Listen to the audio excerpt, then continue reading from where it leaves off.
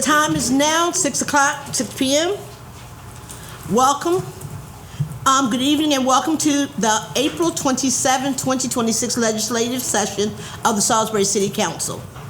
In the event of an emergency, please remain calm and exit through the double doors you came in. Make it right and proceed to the stairwell. If the hallway is blocked, then exit to the left, around the corner and down the stairs. Please do not use the elevator and let us know if you need assistance. At this time, we ask everyone to silence your phones. Budget sessions are this week. They're Wednesday, April the 29th, and Thursday, April the 30th, beginning promptly at 8:30. We will now have invocation by Pastor Greg Carlson, Part Seventh-day Adventist.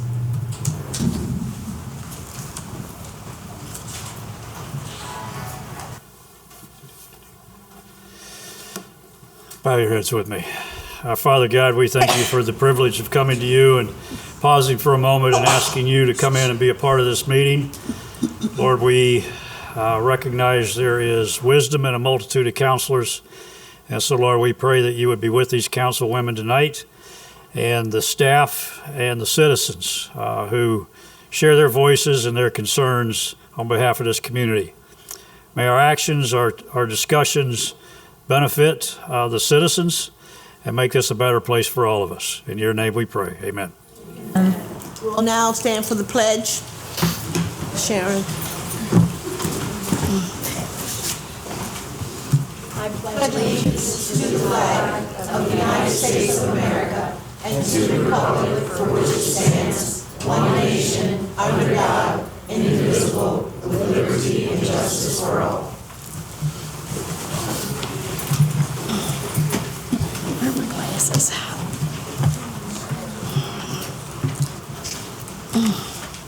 We will now do a presentation, a proclamation. See you, Craig.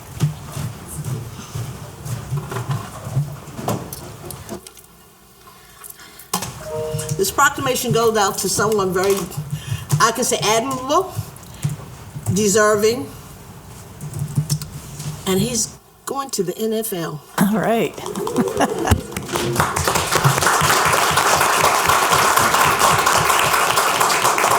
And it's something to be very proud of, to have someone come, a native of Salisbury, Maryland, to be going to the NFL, or to be going to any great lengths at this time. And it was a rush thing today that I get this done because he'll be going for training our next meeting. And I've already told him, I wear a Ravens jersey. Don't you hurt my cousin, because Lamar's my cousin, okay? That's my family, so don't hurt him. Don't hurt him too bad anyway. But I'm proud of you, young man. Very proud of you, and I'm proud of your family, because it takes a great family, and it takes a village to raise our kids. And I'm just overwhelmed with joy that you're going, and that you're from Salisbury, Maryland, and we can root for you and holler for you and do all the necessary things we can do to get you on the go. And I know that you're determined to be the best you can be, so make us proud. Whereas Dominique Bentley, a proud native of Salisbury, Maryland, began his athletic journey playing youth football for the Salvation Army at the age of 7. Demonstrating early dedication, leadership, and a strong sense of teamwork. And whereas Dominique continued to shine at Wycomico High School, excelling as a student athlete in both football and basketball under the guidance of Coach Butch Waller and Coach Jermichael Mitchell, before completing his high school football career at St. Francis Academy in Baltimore, Maryland, where he graduated in 2020.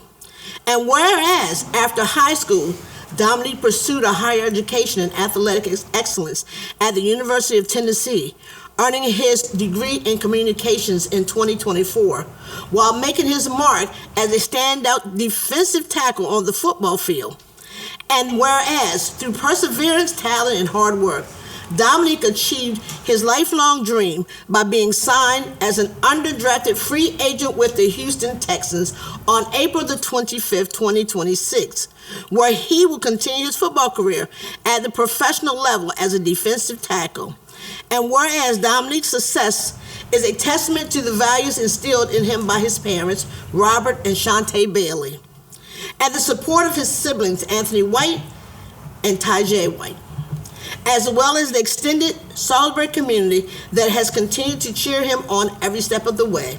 And whereas Dominique serves as an inspiration to the youth of Salisbury and Wycomico County, showing that with dedication, discipline, and community pride, dreams can be turned into reality. Now, therefore, I, April R. Jackson, President of the City Council, do hereby proclaim April 27, 2026 as Dominique Bailey Day in our city, and call upon all residents, organizations, and community leaders to join together in celebration of his outstanding athlete and academic achievements, and recognize him as a role model for future generations, and witness of thereof unto my hand and seal of the city of Salisbury on the 27th day of April 2026.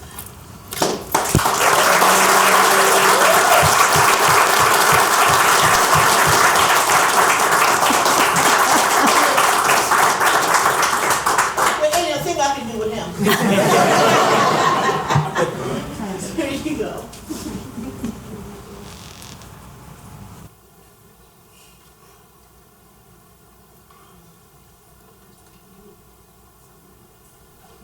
It's not mine. You want the seal too, so. You need a step stool. A ladder. You got it? No, there's a thing like right across my screen. Yeah. There's a Yeah, okay, go under like so you want to go? Maybe it's the lights from heaven blessing him.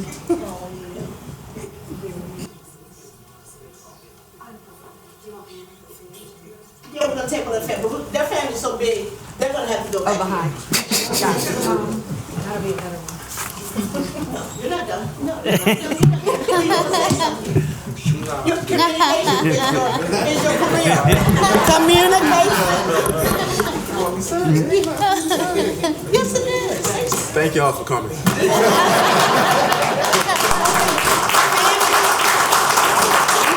come back here as a family. Come back with your family.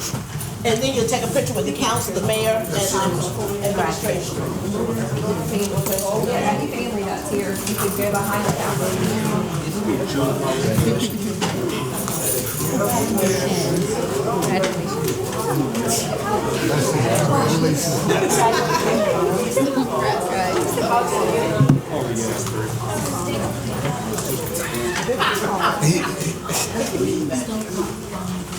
How are you?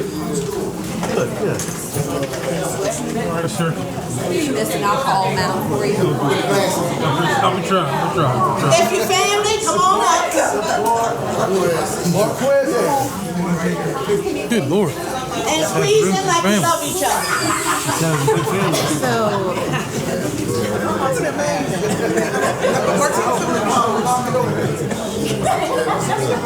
She wanted to her with my phone. And I guess it's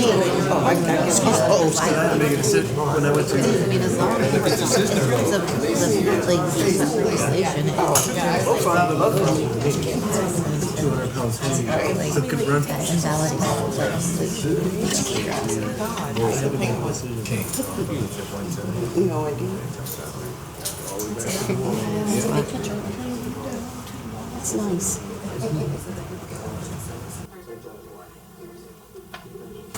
All right, here we go. Bananas.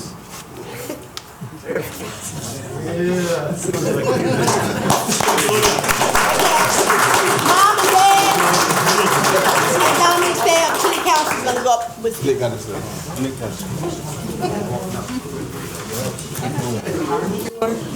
Sharon. Yeah, I'll make it You fine. better get used to this, buddy, because it's gonna be happening a lot now.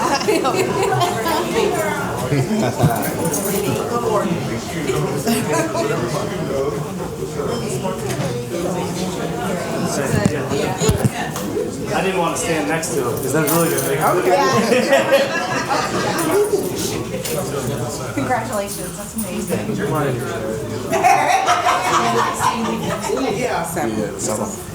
Are we close enough? No. No?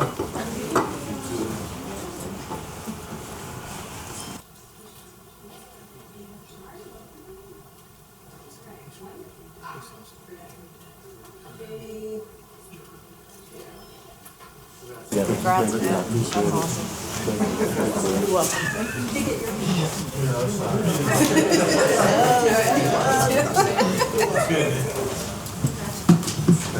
welcome, sweetheart. Thought my kiddo was tall. Now you take that plaque wherever you go, and remember that Salisbury supported you. Okay? And when you get on that football field, remember Salisbury supported you. Thank you.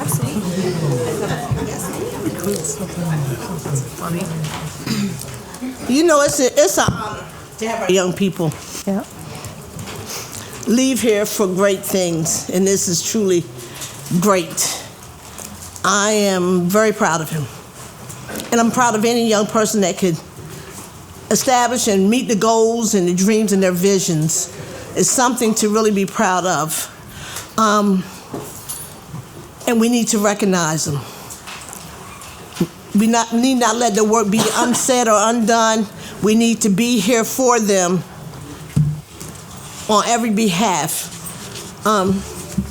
We should have asked height, weight, and 40 time. Because can you imagine that Yeah. coming down the tunnel at Football you? field, yes. No, I can't. That's why I wouldn't be in the way. That's why I don't play football. Okay?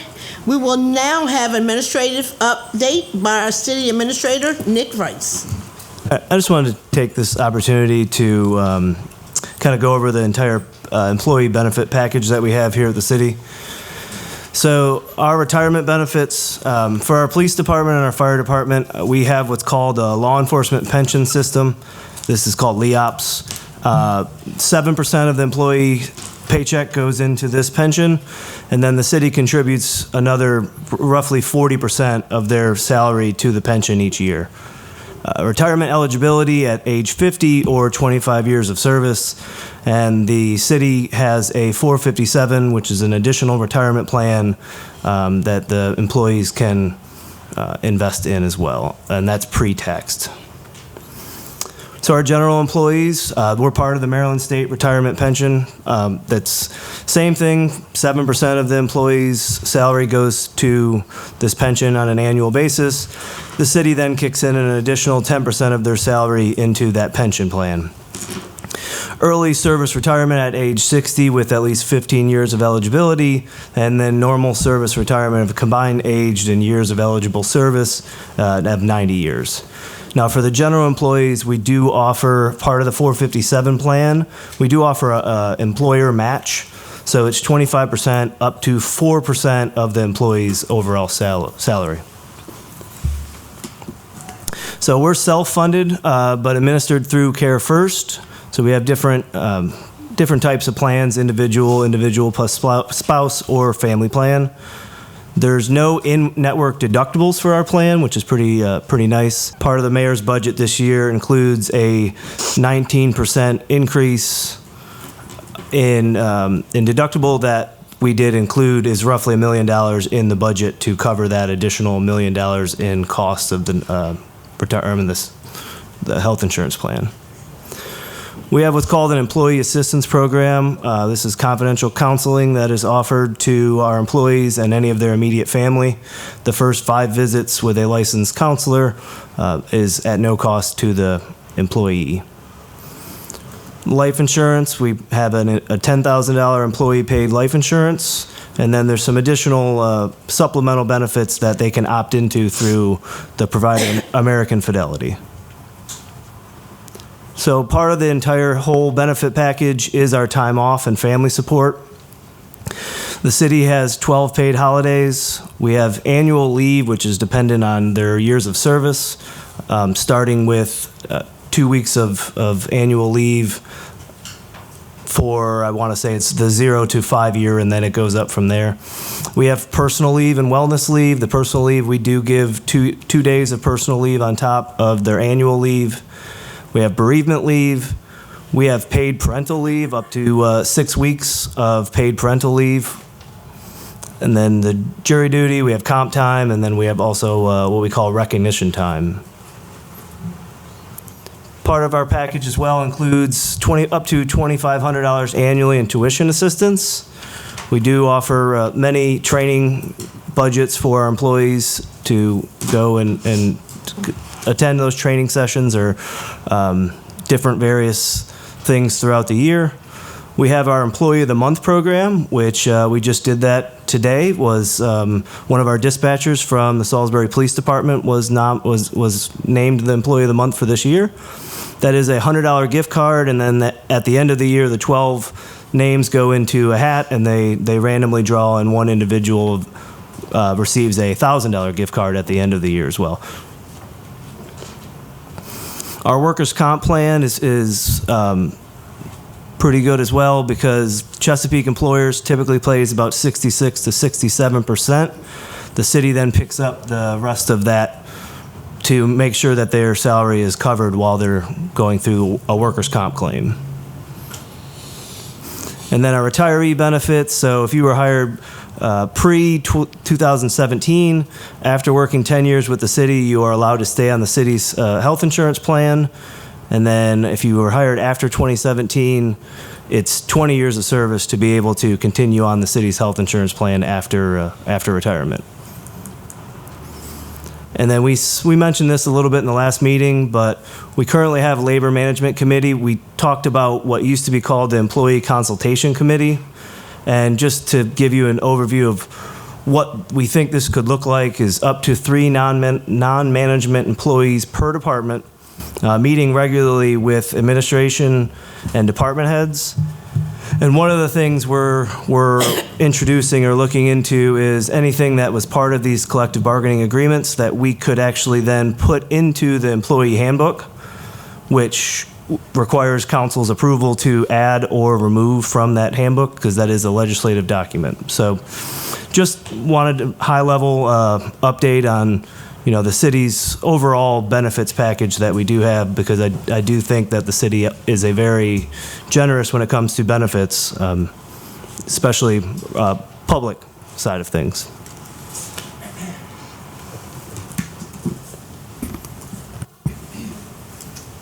Is that all? Yes. Okay.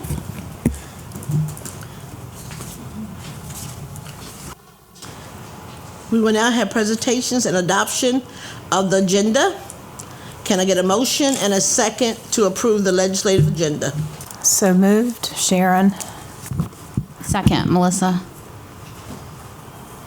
Ms. English? Good evening, Council. On the agenda this evening, we have a consent agenda and award a bid. We have 2 charter amendment resolutions and 7 ordinances, 2 of which are for second reading and 5 are for first reading, and then we will convene in work session.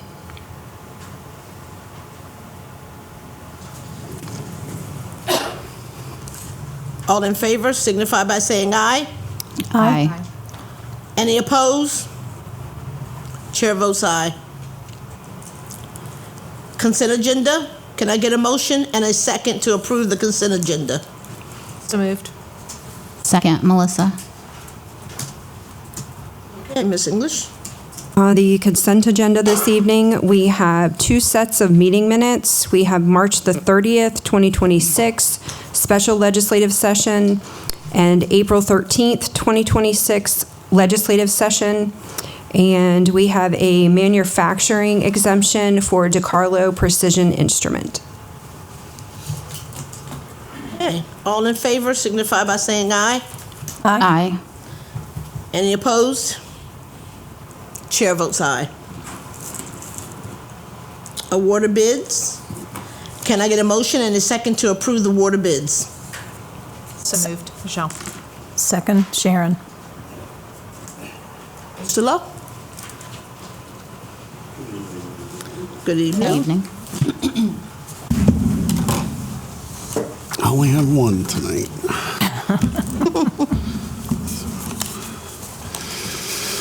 All right, award of bids. The Department of Procurement seeks award of bid approval from the Salisbury City Council for the solicitation defined herein. The Department of Procurement followed required procurement policy and procedure as defined in the City of Salisbury Charter and Municipal Code of Ordinances for the procurement presented below. ITB 26-121, Lake Street Park Playground Improvements for the Department of Field Operations. This project will establish a walking trail around the perimeter and cross connection, and some equipment for exercise will be placed. We posted bids in March, open bids in April. Lowest responsive bid, Evans Builders at $144,667, funded through the grant account in the packet.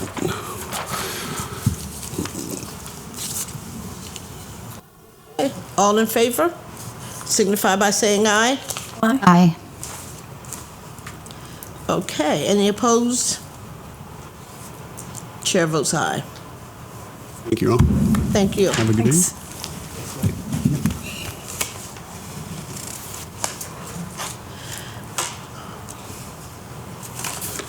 Ordinance number 29, excuse me? Charter amendment resolutions. Alrighty, where is it? Oh, you're right, I'm sorry, I don't move too fast. Okay, Charter Amendment Resolutions. Charter Amendment Resolution number 2026-2.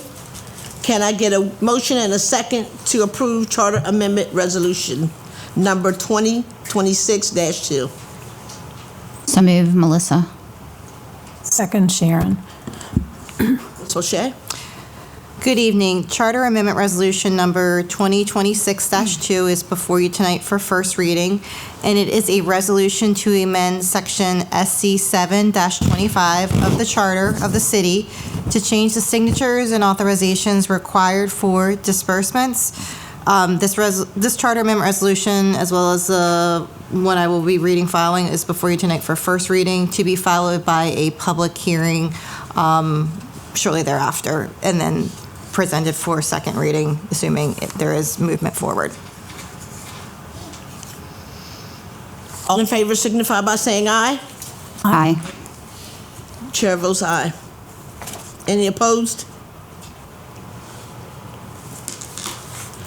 Charter Amendment Resolution number 2026-3.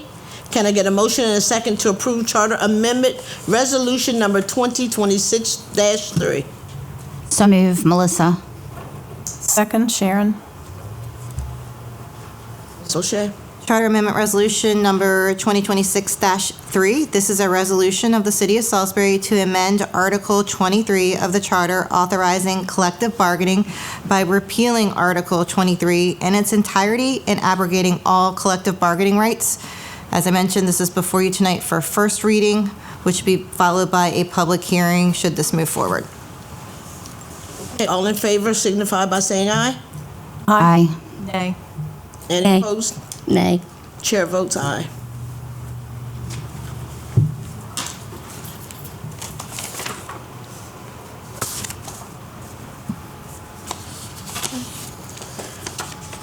Ordinance number 2989. Can I get a motion and a second to approve ordinance number 2989 for second reading? Ms. Boucher? Oh, no. So move, Melissa. Second, Michelle. Okay. Ms. Boucher? Certainly. Ordinance number 2989. This is an ordinance of the city authorizing the mayor to enter into a contract with the Maryland Institute for Emergency Medical Services Systems for the purpose of accepting grant funds in the amount of $6,972 and to approve a budget amendment to the grant fund to appropriate these funds for the Salisbury Fire Department before you tonight for second reading. No changes or amendments. All in favor signify by saying aye. Aye. Aye. Any opposed? Chair votes aye. Ordinance number 2990. Can I get a motion and a second to approve ordinance 2990 for second reading? So move, Melissa. Second, Sharon. Ms. O'Shea? Ordinance number 2990, an ordinance of the City of Salisbury authorizing the mayor to enter into a contract with the Maryland Department of Health for the purpose of accepting grant funds in the amount of $31,642 and to approve a budget amendment to the grant fund to appropriate these funds for the Salisbury Fire Department before you tonight for second reading. No changes or amendments. All in favor signify by saying aye. Aye. Any opposed? Chair votes aye. Ordinance number 2991. Can I get a motion and a second to approve ordinance number 2991 for first reading? So move, Melissa. Second, Sharon. Ms. O'Shea? Ordinance number 2991. This is an ordinance of the City of Salisbury amending Chapter 17 of the Salisbury City Code entitled Chapter 17.216.050 signs which may be erected in any district to remove the time restrictions on the display of political signs before you tonight for first reading. All in favor signify by saying aye. Aye. Aye. Any opposed? Chair votes aye. Ordinance number 2992. Can I get a motion and a second to approve ordinance number 2992 for first reading? So move, Sharon. Second. Michelle. Ms. O'Shea? Ordinance number 2992. This is an ordinance of the City of Salisbury approving a budget amendment of the FY 2026 General Fund budget to appropriate $15,881 to the Field Operations Operating Budget after the city received that same amount, $15,881, in proceeds generated from the auction sale of surplus vehicles and equipment. Before you tonight for first reading. All in favor signify by saying aye. Aye. Aye. Any opposed? Chair votes aye. Ordinance number 2993. Can I get a motion and a second to approve ordinance number 2993 for first reading? Sharon, so moved. Wait a minute. Who made the motion?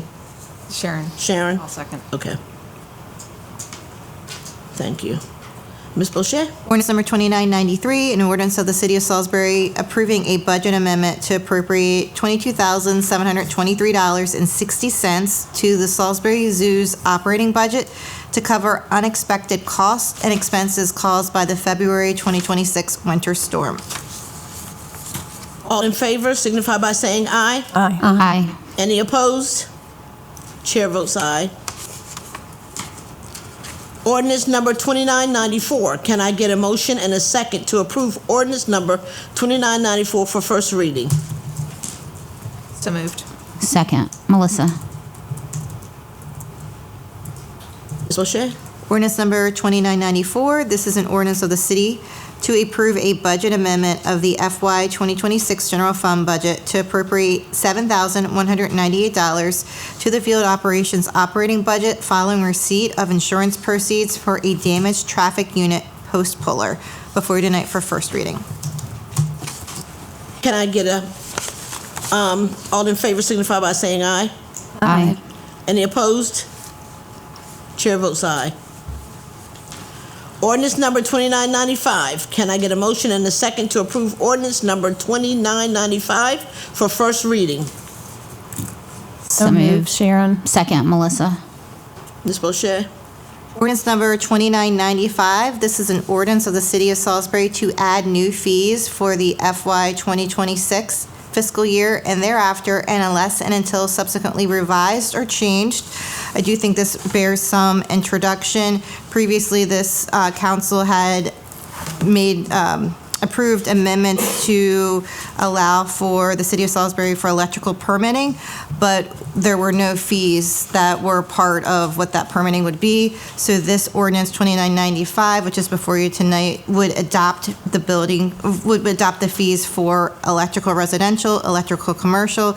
They are set forth in that attached Exhibit 1, and those are the same fees, also the same amounts charged by the county. So it is just in furtherance of your prior legislation. A question. Why wouldn't this be covered as in our budget? We're coming up for budget. There's a whole fee section and schedule. Why wouldn't they be putting that? I don't know. It will be put in that, but the problem is between now and when that budget is approved, there's no set amount for the fees. So the city is not able to determine what the charge would be. So I think from an administration standpoint, this allows the city to charge these fees up until the budget for the next fiscal year is approved.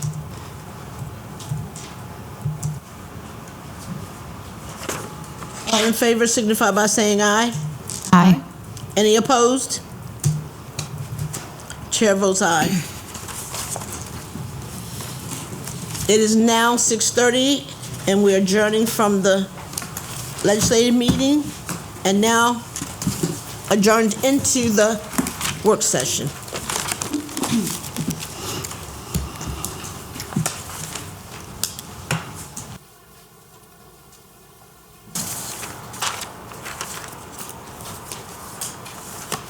We have a presentation.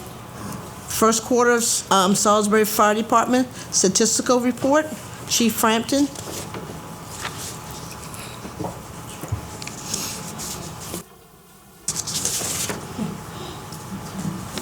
It's 30.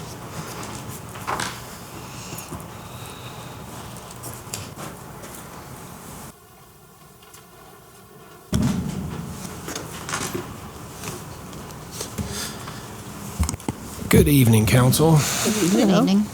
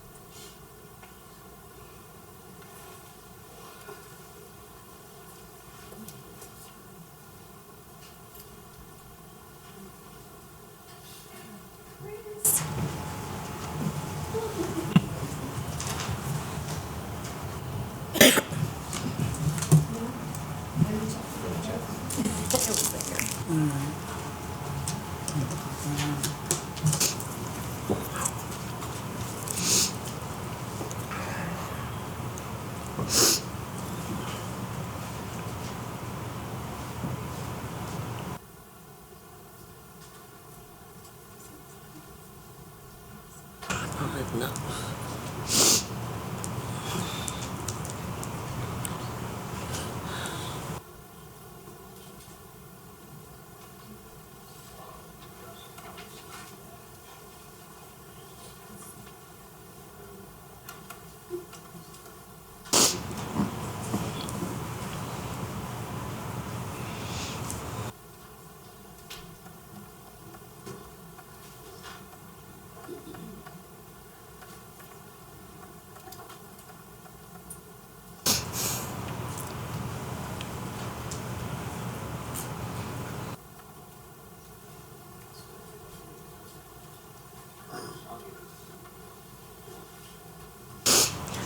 Apologize for the technical difficulties, but I'll email the presentation to Julie, and she can get it to you tomorrow.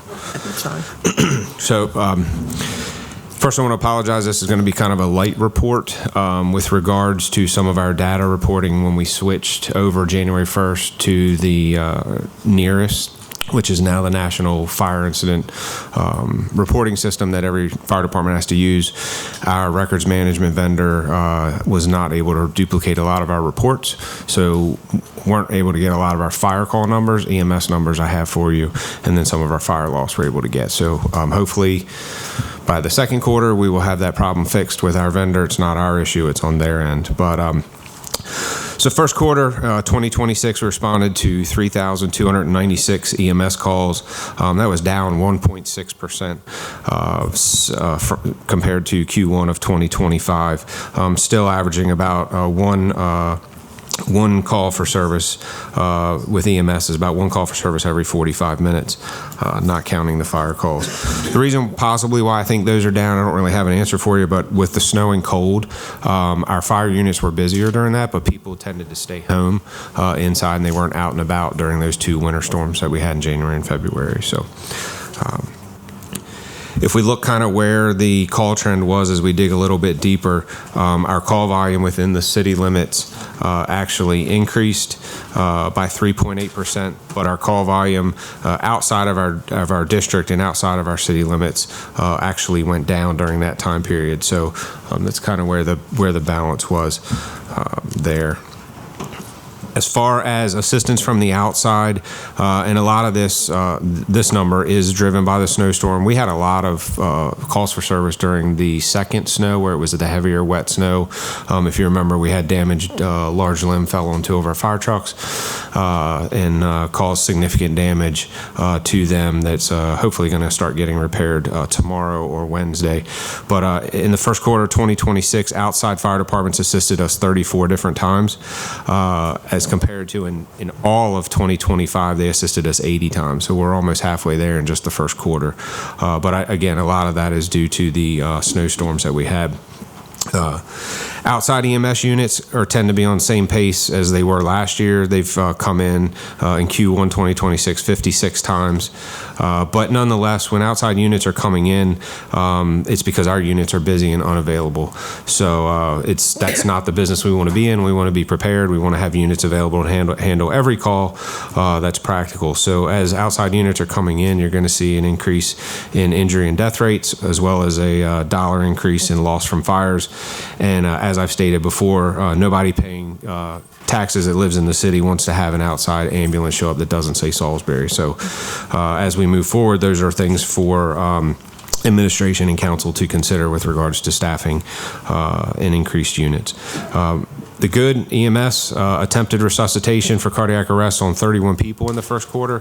I'm happy to report that we were able to successfully resuscitate 10 of them, or 32%, which is exceptional. It's almost a third. The national average is 8%. So we have phenomenal EMS clinicians, and our rapid response and early access to defibrillation and medications is what sets us apart from others. We saved $3.69 million in property value from fire in the first quarter. We experienced 0 fire deaths and 2 civilian fire injuries. They were both minor. Our response times for fire units continues to average 4 minutes. That's our travel time. So once the unit's pulling out of the fire station until it arrives on scene is about 4 minutes, which is our goal and our benchmark. Our fire marshal's office completed 4 origin and cause fire investigations in the first quarter. They also approved 72 building plans reviews and 491 total commercial inspections. And they generated, because they had several large projects in Q1 of 2026 alone, they generated $316,000 in revenue for the city. Again, there was 2 large projects that they had in queue. That's not the norm, but as larger projects come to be, the city definitely is the beneficiary there. And I just want to give a shout out to them. Our city fire marshal's office is what I describe as the pinnacle of a successful fire marshal's office and program. Through call reduction, decreased fire loss, improved safety for citizens and our first responders, and then the increased revenue that the city sees as we grow. They are often in the background doing a lot of the quiet work that's not really out there and really flashy, but they're making a huge impact. And then actually the last page that I have is just some of the departmental updates. I just want to say that we have some of the best working here in Salisbury and volunteering here for us. As an update, our rescue truck, we just got word today that has been ordered for over 3 years. The final inspection will be May 19th through the 21st out in Wisconsin. So we'll have a handful of us going out for that for the final inspection. And then a couple weeks after that, we should take receipt of that. It will replace a vehicle that's over 25 years old, and will take a few weeks to get equipment mounted on it before it actually goes in service, but we'll have some sort of ceremony when we roll that into the building. Our cadet program, I'm happy to report, continues to grow. They're completing monthly training and meetings. We currently have 6 cadets, and one of them just completed Firefighter 1 and his hazmat operations training. So 2 big steps for him. But that group helps out. They helped out with the employee testing, and and they continue to have their meetings and training. If you follow our social media, you've seen that recently we wrapped up our Blazing a Trail for Literacy reading program with second graders. I'm happy to report that we had a lot of student involvement, with one student reading over 6,000 minutes in 3 months. So they get first, second, and third place. They get some donated prizes, book bags, gift cards, and they get to, the first place at each school gets to be the fire chief for the day, and gets to come to the fire station, get a tour, come sit in the office, and then they get taken to school by the fire engine. Next thing that I know is near and dear to Councilwoman DeShiel is our Junior Fire Academy is going to return. I'm happy to say that I have the dates. So Junior Fire Academy number 1 will be July 6th through the 10th. And Junior Fire Academy number 2, which is for the older kids, will be August 10th through the 14th. Sign-ups aren't available yet, but those are the dates. We will post on our social media when they're available, and they do fill up quick. So if you're listening and you have children that fit and want to spend a week at the fire department, sign up early. And then last but not least, just want to put it out there, we made our drone program official in the last month. So we have 2 drones and 3 pilots. They've already had at least 2 official missions. One was to assist Pocomoke with a large marsh and natural cover fire. They requested us along with forestry, and they used our drone to actually see where the fire was spreading and if there were any hot spots remaining. So that program is up and running and is part of the city's overall drone program. And then last but not least, we implemented a continuous use SCBA policy as part of our continued cancer reduction program. And what this is from start to finish, once a member enters the structure, the expectation is that they will be on breathing air out of their SCBA from start to finish, all the way through overhaul, all the way through to our investigations and such. And then additionally, part of the grant that was just approved a couple weeks ago, our impermeable turnout gear bags came in today. So we began issuing those out to our members for that. So that's kind of the quick down and dirty of the report. I'll email it to Julie tomorrow, but happy to take questions if you have any or comments. Yeah, I just, Yes, you mentioned we've got 6 cadets. Yes. Which is awesome. Yes. How many openings do we have available right now? Career side? Right. We're completely staffed. Chief Frampton. Yes. The academy, are you opening up to council members as well? Junior Fire Academy? The junior one. To help or to be a student? I want the younger one to help or assist. So let us know absolutely. if we can help. We always welcome help. Even if it's an hour or 2 just to stop by. I know the mayor's been by and several council members.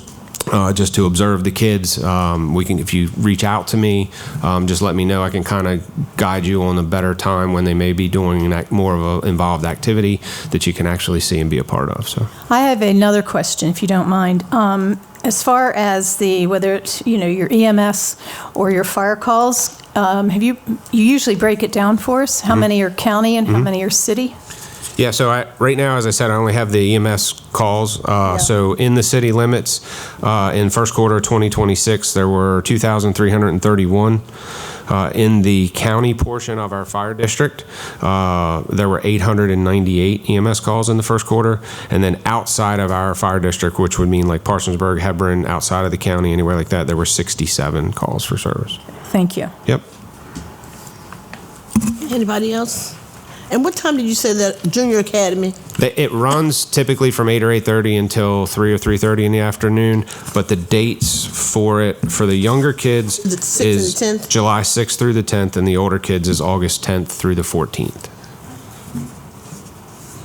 And the cadet that I referred to that completed Firefighter 1 and Hazmat Ops completed 2 years in our Junior Fire Academy and then came back to be a cadet. So that's how that program is supposed to work. So that's awesome to see. Great. Any more questions? Thank you. Thank you. Thank you. Okay, now we have the FY27 budget presentation by our city administrator, Nick Rice. So as we mentioned earlier, the proposed budget book is available online.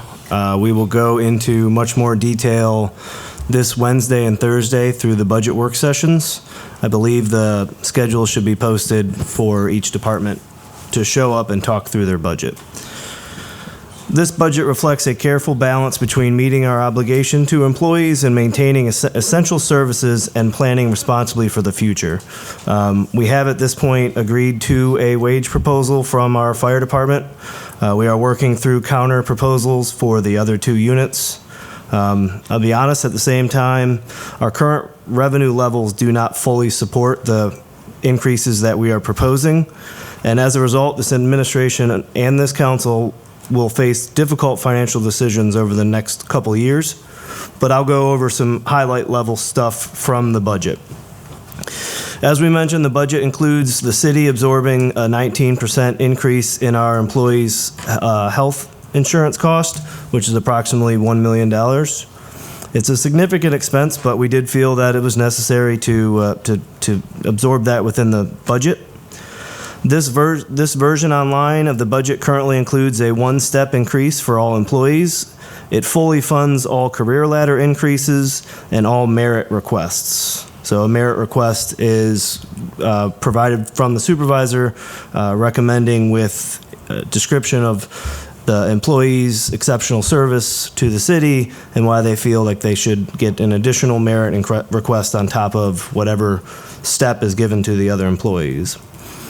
Our primary reoccurring revenue source, which is real property tax, is projected to increase by approximately $1.7 million. Despite rising costs, this budget does not propose an increase in the property tax rate, which has remained flat over the last 3 years. We did not freeze or eliminate any positions beyond those that were not funded already. Some adjustments that we made included we added 4 police cadets. The hope is that this will strengthen our pipeline of future workforce within the police department. We've reorganized leadership in waterworks by replacing the director position with 2 executive project managers. One of those will be dedicated to water sewer projects specifically.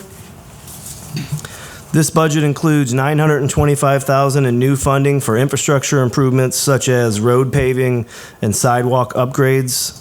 As we know that we are catching up on some infrastructure issues throughout the city, so we were able to fund that as well as get some grant money to help with that as well. Additionally, we were able to allocate over $1 million for water and sewer capital projects. This was made possible through PFAS litigation funding that the city was awarded. So those capital improvement projects are being funded through litigation money that we are receiving. Development activity continues across the city. We have housing projects on Beagland Park Drive, Snow Hill Road, along with 4 or 5 other housing developments that are underway throughout the city. We continue with discussions with developers regarding the old mall property.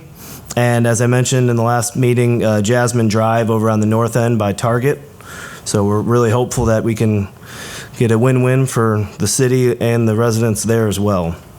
We've requested funding for 5 major projects through Congressman Andy Harris's office. This total of the 5 projects would be over $9 million of one-time funds to help us complete some capital projects. Including in these 5 projects would be a new fire training center, so approximately $500,000 going towards a new fire training center, which would be great for the Eastern Shore and great for our friends in the other jurisdictions that would come over and kind of a shared use, as well as much needed improvements to the Salisbury Police Department headquarters. So there was 5 projects total. Those 2 were in there. Trash service fees will be increasing by $10 per quarter to help offset rising vehicle maintenance costs. And water and sewer rates are increasing by 2.5% due to rising costs associated with PFAS regulations. This budget reflects responsible stewardship under challenging financial conditions, prioritizes public safety, infrastructure, and long-term growth while acknowledging fiscal constraints. And I look forward to having further conversations in more depth once we get to the budget work sessions as well. And the budget work sessions are open to the public? Correct. Correct? Yes. So those of you that are listening, feel free. This Tuesday and the 29th and... Yeah, Wednesday and Thursday. Wednesday and Thursday. I mean, what is it, Tuesday? Yeah, Wednesday. No, Wednesday and Thursday at 8:30.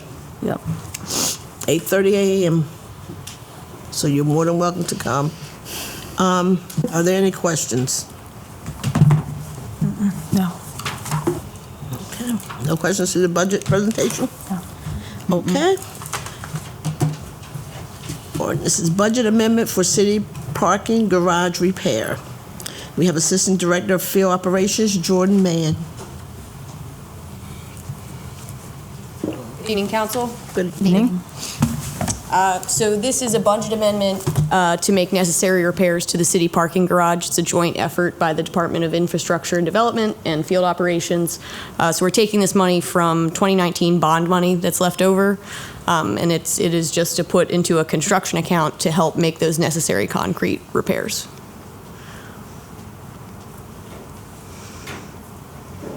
Does council have any questions? Thank you for the pictures. Yeah, I was going to say, did you see the pictures?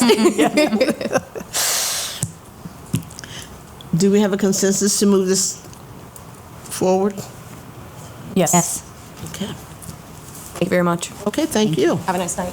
Same to you. Large family child care homes, Department of Infrastructure Development, Nick voted, and City Planner Betsy Jackson. It's just going to be me. Yeah, we brought this last session, it's a work session, this item, trying to bring us in line with the state laws that came through last year. Currently, we have the small family daycares in town, up to 8 kids at a house, basically any residential property with a couple restrictions on different districts, but pretty broadly applied. The state wants to have more daycares with more kids in them, so kind of mandating that people get in line and start allowing up to 12 kids. Now, we put some kind of checks and balances in it to the extent that we could, whereby it would have to go for a special exception. That's an additional approval from some of the bodies from the Planning Commission to allow this to happen, which from what we hear, the state's probably going to override that next year and not even allow that type of regulation on this process because they're frankly trying to override local zoning rules in a lot of ways, but that's where it's at right now. We're trying to bring it kind of up to speed and make sure that we're complying with the state law while also being able to provide good daycare options, all that good stuff. So I'm going to say any question. Go ahead. Yeah, so we're going to stick with the special exception procedure until the state, or why aren't we just fixing it? Because we anticipate the state doing that. I guess we're not totally sure. It's something that had been proposed but got killed. So if it got killed once, maybe it would be killed again. Mm-hmm. We feel like this allows, and the Planning Commission did too, more local control to look at things like parking impacts and traffic impacts so that, you know, it's probably not hugely likely, but if there's 5 or 10 houses on one block that all have these at-home businesses occurring, could it create an impact for the neighborhood? Could it create a safety issue because there are too many people being dropped off and going across the street? So we thought that it made sense to be looked at on a case-by-case basis. I definitely agree with aligning with the state as far as the definition. I think to cover ourselves too, the guidelines in COMAR as far as beyond just the location and the site that I think is in our code. I think we need to kind of update our code so it states everything that's in COMAR, and that's consistent, and there's more oversight.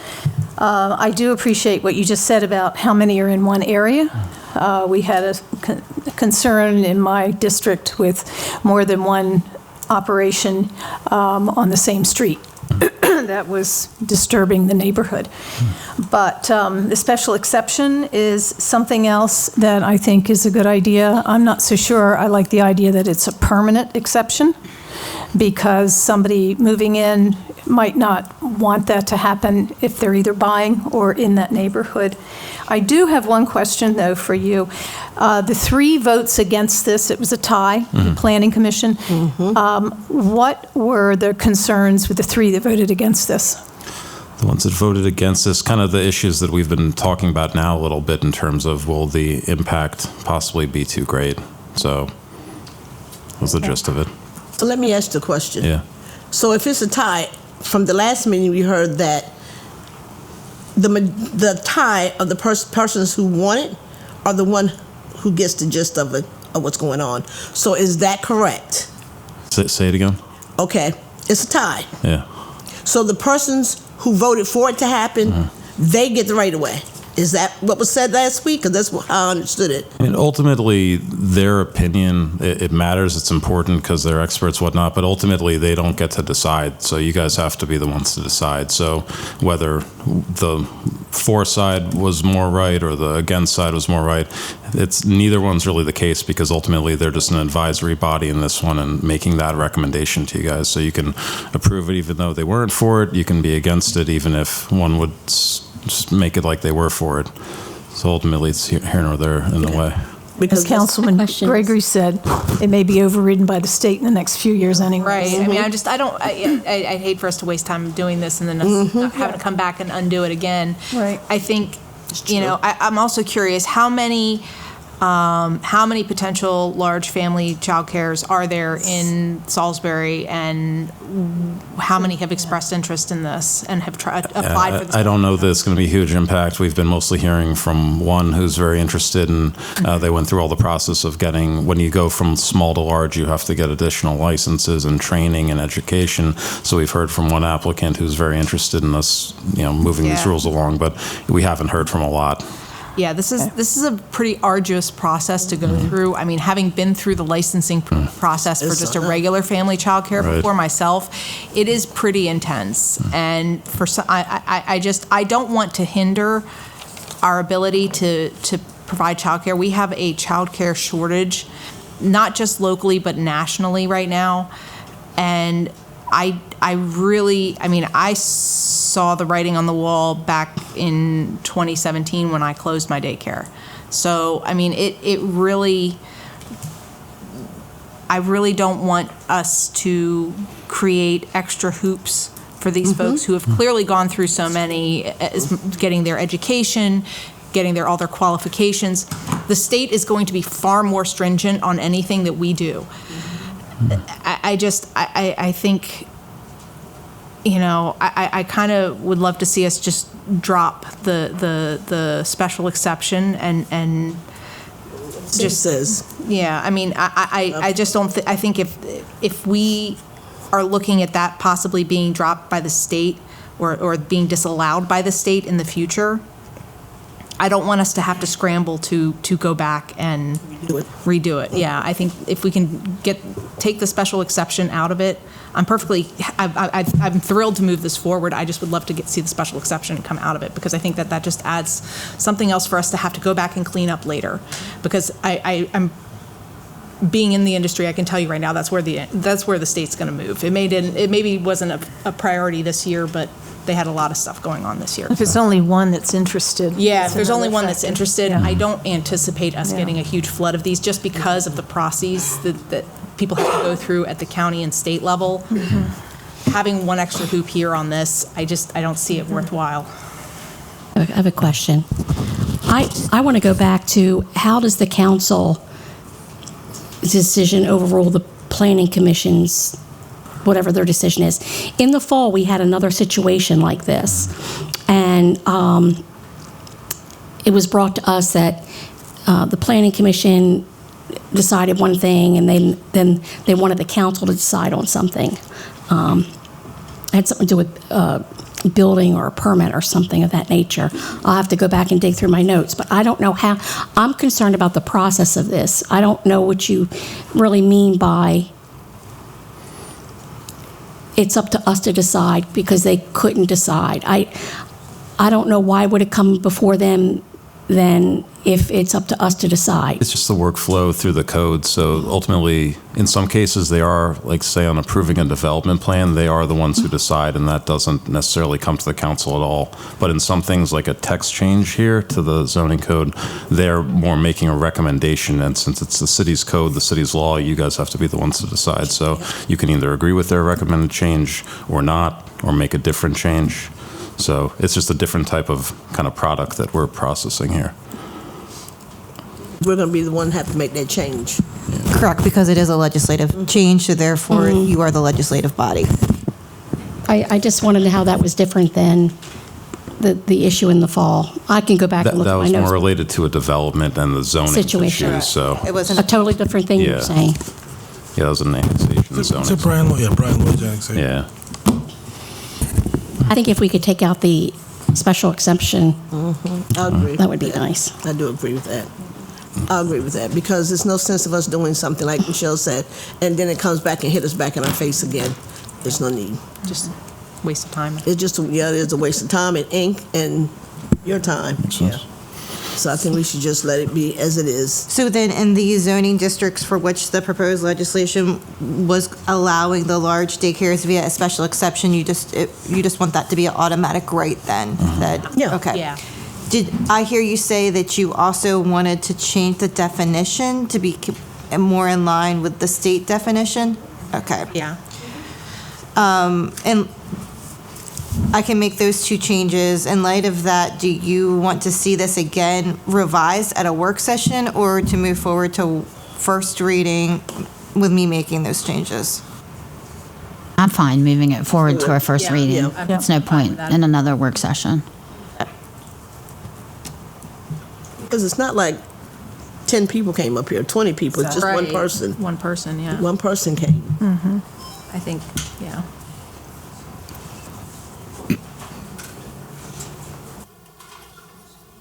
Any more questions? Thank you. And we do have consensus to move this forward, right? Yes. Yes. So now it's time for council discussion, and the council vacancy appointment process is at hand. We have some pending questions. And one of the questions is, who breaks the tie vote? Council President, Ashley, can you correct me if I'm wrong? I did some research, and based on the way our charter is written, it doesn't look like that would be an option for the mayor to break a tie vote. Do you have that same sense, or? Why do you believe it's not an option in our charter? It just seems that due to the legislative and the executive, the branches the way they are, where the mayor has no other, that's why I wanted your opinion, where he has no other clear tiebreaker vote, I'm not sure that in that situation he would have one as well, unless we could write it that way and that's how you see it. I just wanted clarification. That is an interesting issue. I had anticipated that you could give him the authority via amendment to the charter in this vacancy section. But I would, now that you raised that issue, I would look into it just to see about if that could potentially violate, like, as we put the separation of powers. Yeah, that's kind of what it seems to me. And, I do get the separate branches of government, but based on what I found out, it kind of seems like that couldn't be an option. So I was going to ask you. Sorry I didn't get to ask sooner. I've had some things going on. So that's where I'm at with that. I think maybe if Ashley could look into it for us. I did also have one thing, though, that I don't think we talked about. First, I think we need to come up with a timeline on if a vacancy occurs, whether it's 6, 9, or 12. Do you do the appointment process, and anything over a year is a special election? Because we didn't decide on that. One more thing I'll say is, and again, I did a lot of research on this, I think that I know council before has done all of these as a closed session. I think maybe we should change that and have, when people want these seats and they put in their packet, it's public information. That's right. They come to an open work session. They give a speech for a matter of minutes. The council has questions. They should all be the same questions, obviously, and asked of the same, everybody gets the same questions. But I think that process needs to be more transparent.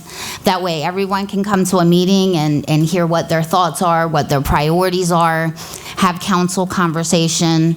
If council can't come to a consensus, if the mayor couldn't be a tiebreaker, then council could just keep voting until they could come to a consensus. That's been my research, so that was just my thoughts. As far as I think if there's less than 12, Yeah, 12 months. I think we leave it at 12. I think we talked about Yeah, we did. 12. It was less than 12 months, we have a appointment process. Okay. Right. If it's more than Special election. special election. And we need to make sure that we have that budgeted for. But it would be a very simple election not involving Board of Elections and all of that, I believe we talked about. And in addition to that, when you say an open session, that to me, it's imperative that the people in the district that's Yes. being filled, they need to have a say in this and/or recommend people. Yes. So that it becomes their, it's like them going to the polls and voting, actually, again. But I think we talked about, the mayor's talked about a simplified election that, has been done in other municipalities, and it works and meets the guidelines that Melissa's just mentioned. And I agree with Melissa about having it open to the public. I agree. Yes. Due to the fact that the public needs to know who's going to be representing them. Yes. Absolutely. And it doesn't need to be somebody that it just pops up all of a sudden. Yep. And we don't have the right to choose that person. Right. Because that person needs to be chosen by the district, Yeah. by the district constituents. And I think by giving that presentation, allow for public comment, before any decision is made, allow for public comment in the process so that they are just a bigger part of it as if, And they need to be. Look at that. We shouldn't be. No. We shouldn't be. We should be here to hear what's said. Right. But we shouldn't be here to choose. Right. We should not be here to choose. That's not our position. Just like when we're in the election, who votes for us? The people in our district put us in position, not us. We don't put anybody in position. We are put in position by the voters, by the citizens. So I think the voters should have that much decency, and we should be decent enough to them to have them come in and say who they want to represent them. Yeah, the only thing I was going to add, you guys have talked about this, but that it's going to take about 60 days, maybe 90 days to do an actual election. So it probably should be, 12 months left after the election. In other words, 12 months plus 90 days or 12 months plus 60 days left on the term before you decide to go another. So that you might have to add that language. I don't know. Just my thought. So one thing I wanted to, in terms of timelines, I think once it becomes posted for a special election, are you saying, Mayor, that you think it would take 90 days to hold that election? Yeah, maybe to get 90. it set up? Yeah, by the time you announce it and people So could apply. we say not, to not hold the election not sooner than 90 days, but no more than like 120? Yeah. Yes. Yeah, so that way, okay. I'm assuming that you're going to still appoint someone, but they have to run in the general election, so they may or may not make it through to the next. Is that what I understand? You're going to appoint someone in any case, but they're going to have to, no? You're just going to make it a straight-up election. Is that why you do, if you have a I see what you mean, because you have an empty go seat for for so long until the election several takes months. place. I mean, that would give that person a leg up in the sense that they got appointed, but at the same time, Well, but then that kind of defeats, I don't know, that kind of defeats the process because then we've sat somebody in the seat again that hasn't been through, do you know what I mean? but they would have to be face But the then what if voters. they don't, then, Yeah, that's, I don't know. How Must does be part of the everyone- risk of it. Just do the whole thing just like we're going to do over less than 12 months. Yeah, so you just say, the moment that someone declares, you got Declares, 60 days to have yeah. an election. Just do the whole thing the same way. Just refigure the whole thing and just do from anywhere from 12 months to a year. We just go ahead and do it. Because then we're not having a point, we're having an election, so we're going to have the same thing right here. I think I'm a little confused. What are you saying? You're saying do the under 12 months is an appointment. Appointment. Okay. Over 12 months is a election. Period. Yes. Period. Okay? Yes. So why don't we just, because the election is not the appointment, but it is in a sense because the people get to appoint who they want. So we'll just leave it like it is. Leave it like it is. Leave it like it is. Just leave it like it is. So leave it as, if 12 it's months. 12 months and under, it's appointment process and open process. 'Cause it's And still over appoint- 12 months, a special election. It's still, because it's still appointment. The people are putting the person in, so it's still more or less like an appointment. And I guess, is council good with having the seat empty until the election? Oh, yeah. Okay. That's what the If it's mayor was less than referring to. 12? Yes. Yeah. Okay. I'm good. Yeah, okay. Any more questions? Now, just so we can get this done, voted on quickly. Okay, do we have a consensus for Ms.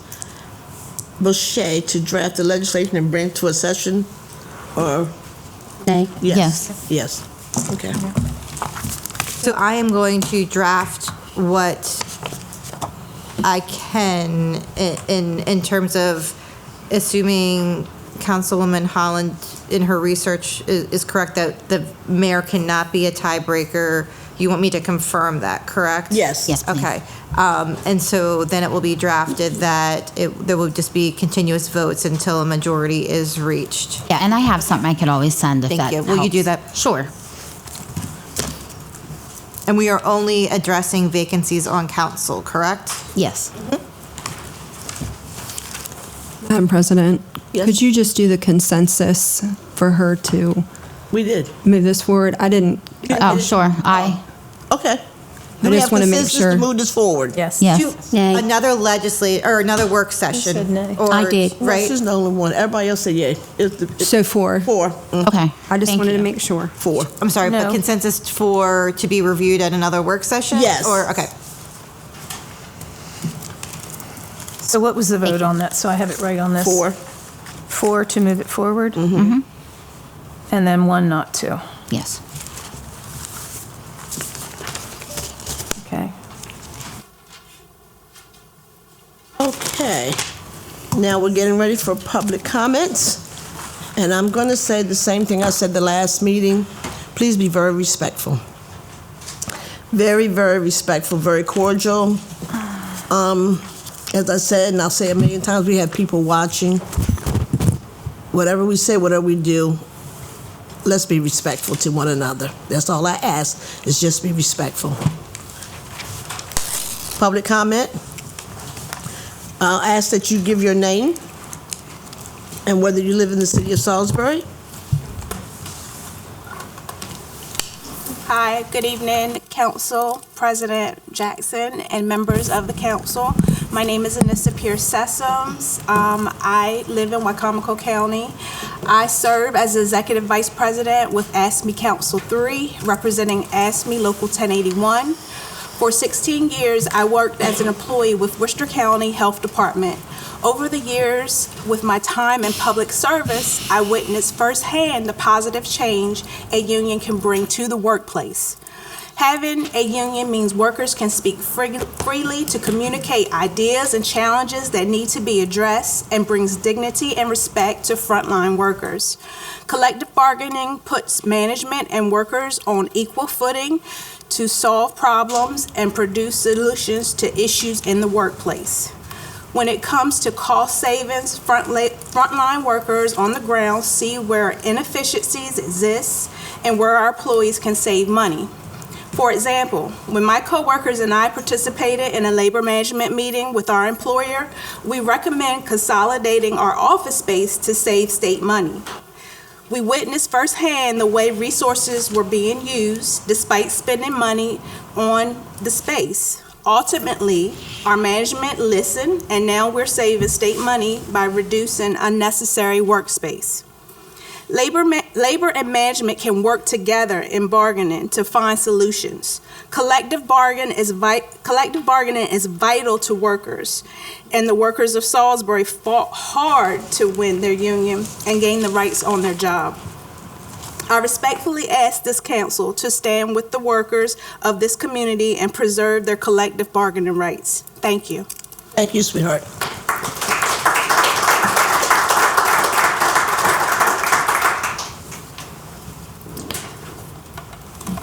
My name is Brittany Truitt. I live in the city of Salisbury. I am the interested party that wants to become a large family childcare. Out of 90 family childcare providers, there is only one that is NAFCC accredited, and that's my program. I'm 5 stars. I'm the only one in the city of Salisbury, so I'm not sure why I'm having to fight this harder than it was to get those qualifications. And Nick is constantly misquoting what the law is. The law did not fail. It has passed both the House and the Senate with amendments, and that amendment is there cannot be 2 programs within a quarter mile of each other. That would prevent the traffic that they've been so worried about. Also, we went to court over this 2 weeks ago. The judge corrected him on that as well, so I'm not sure why he's still saying it failed, because it did not fail. HB 785 is what I went to court with to argue my point. That was the intent, was to prevent local jurisdictions from restricting it with special exceptions. It's supposed to be a permitted use. They found a loophole in that. So that's why HB 1259 had to come out to close that loophole. So as of June 1st, there will be no special exception allowed. It has to be as a permitted use. It takes 6 to 8 weeks for an ordinance to pass through, so we might as well just get it right the first time. We're not going to have time to fix it if we do it as special exception now and then go back and try to make it as permitted use. And I do plan on filing a second lawsuit if it's not how it's supposed to be by June 1st, because I've been waiting on this for 3 years. I deserve to operate. I provide free pre-K to families because I work with MSDE with the Maryland Blueprint. So you're causing families not to get to work. They have a high-quality program to go to at no cost to them. I'm not sure why we're fighting this. Thank you. Thank you.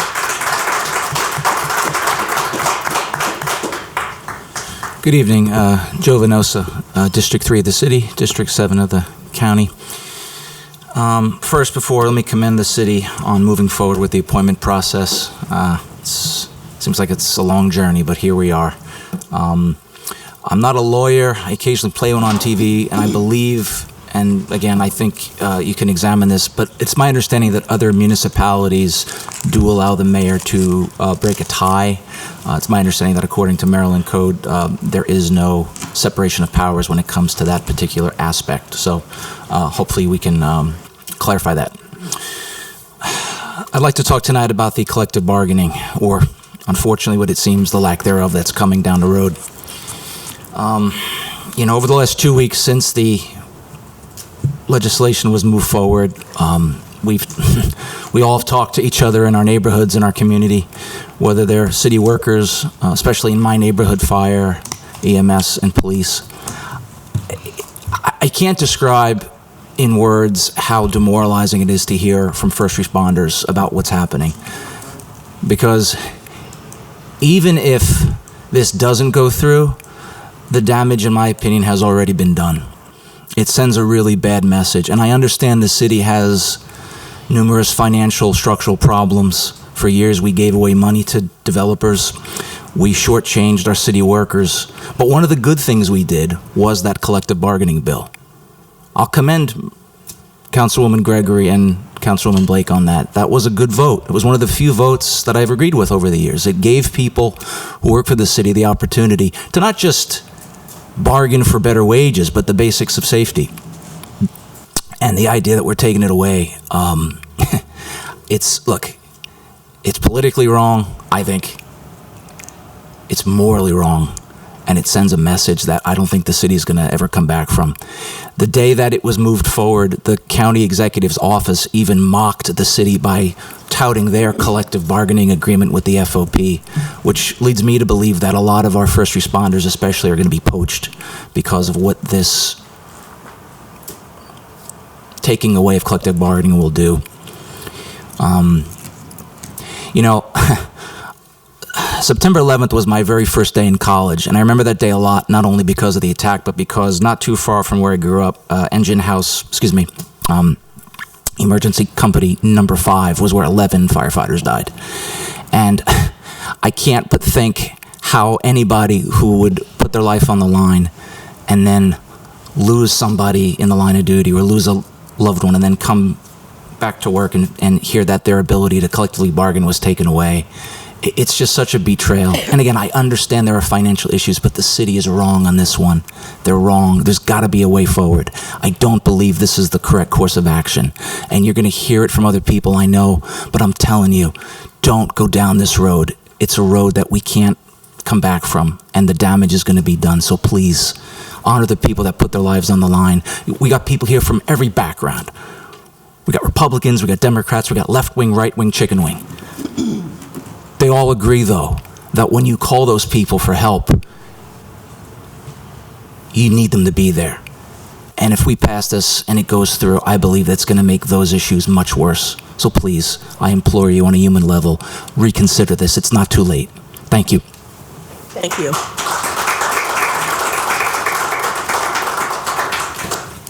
Good evening. My name is Christian Goebel. I serve as Legislative and Political Coordinator with AFSCME Maryland Council 3. Our council represents 55,000 public service workers all across the state of Maryland, including city, county, state, and higher education workers. Our union is proud to represent thousands of city workers across the state, from Cumberland in the mountains to here in Salisbury on the Eastern Shore and many communities in between, including Baltimore, Annapolis, Bowie, Hagerstown, and more. AFSCME 1081 members here in this community perform critical work for everyone that lives here. They are field operation technicians who keep the city streets clean and well maintained. They are utility technicians that maintain and repair sewer systems. And they operate the water treatment facility and so many other critical functions here. The list of vital and essential work that these members perform every single day is too long to list here, but make no mistake, this city runs because of their work. These workers exercised their freedom to collectively bargain only a short few years ago, and they have negotiated agreements with this administration on wages, hours, and working conditions that are now being stripped from them. Collective bargaining is the tool to give workers a voice on the job. It allows workers to speak up without fear of retaliation. It allows them to advocate for improved working conditions based on what they see each and every day in the work that they do in their communities. And in turn, it creates better public services for the community. Here in Maryland, we have witnessed an expansion of collective bargaining freedom in recent years. Since 2021 alone, thousands of different workers across Maryland have attained collective bargaining rights, including community college employees, county library workers throughout our state, state supervisors, additional higher education workers, and city workers in Frederick. Whether at the state or the local level, the trend is clear. Maryland is expanding collective bargaining freedoms for their workers. Unfortunately, the proposal that has been advanced here previously and again this evening places this community as an outlier from the rest of the state. It sets this community aside from the positive trend that has been happening all across Maryland. We have seen jurisdictions throughout Maryland that, including our own state government, that grapple with financial challenges each and every single fiscal year. Every single year they must address fiscal challenges. Nowhere else in the state have they proposed eliminating collective bargaining as the solution to address their financial challenges. They work with stakeholders in their community, they work with their workers to get through difficult times, and they respect the rights of their workers. If there are concerns about financial issues with personnel costs, the answer is to negotiate in good faith at the bargaining table with the workers that you made those agreements with. It is not to throw workers' rights aside. There is still time to change course, as was previously mentioned, and this council still has the opportunity to respect the rights of these workers that they fought for and that they have secured. We respectfully urge this council to reject this measure moving forward and respect the rights of the city workers. Thank you. Thank you.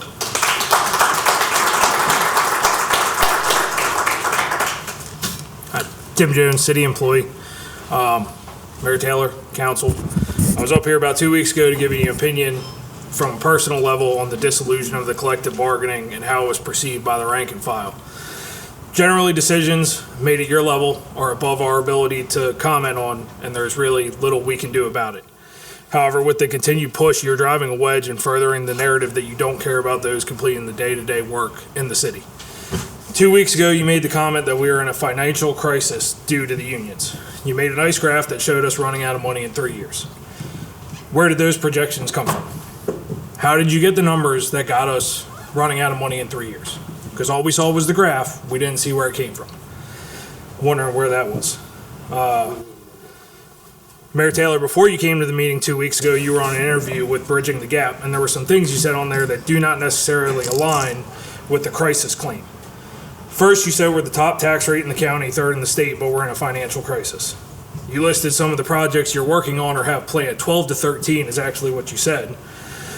But specifically, you talked about putting a new entrance to the city park with uplighting for trees, even though the city park is closed from dusk to dawn. So we're going to spend electricity money to light up trees at night when no one's in the park. Most importantly, you singled out the city police, saying that they are not competitive and the unions are making it so you cannot raise their wages. However, if we get rid of the unions, you can pay the police more to close the gap. Listening to your tone, you are more concerned about one city service being non-competitive than any of the others. I know I put a couple social media posts up. I've tagged all of you in them. I'm sure you can look at the rate basis in between the fire department and the rest of the state. You also bragged about we had 13 people test to apply. Do you know how many tested when I applied about 12 years ago? There was about 75 people that showed up. In 2008, there was about 120 that showed up. So why did we go from 75 to 13?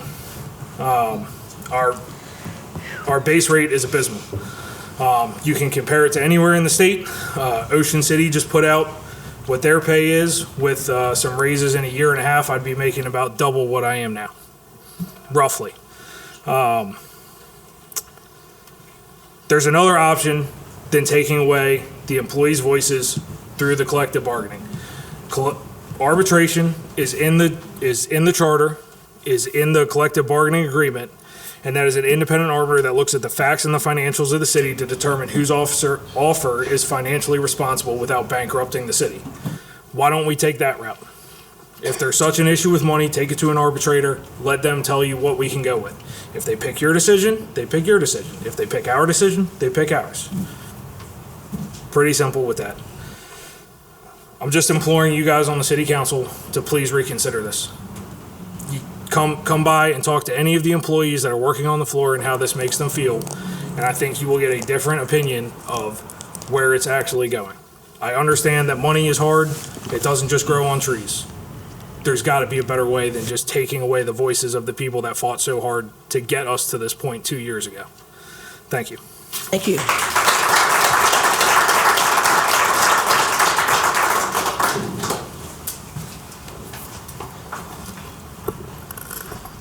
Good evening. My name is Laura Toner, and I am president of WPL United, representing workers at Wicomico Public Library. We are not one of the 3 unions targeted by this resolution, but I am here because when the rights of one group of workers are threatened, every worker should pay attention. I am speaking directly tonight to Council President Jackson, Councilwoman Holland, and Councilwoman DeShiel.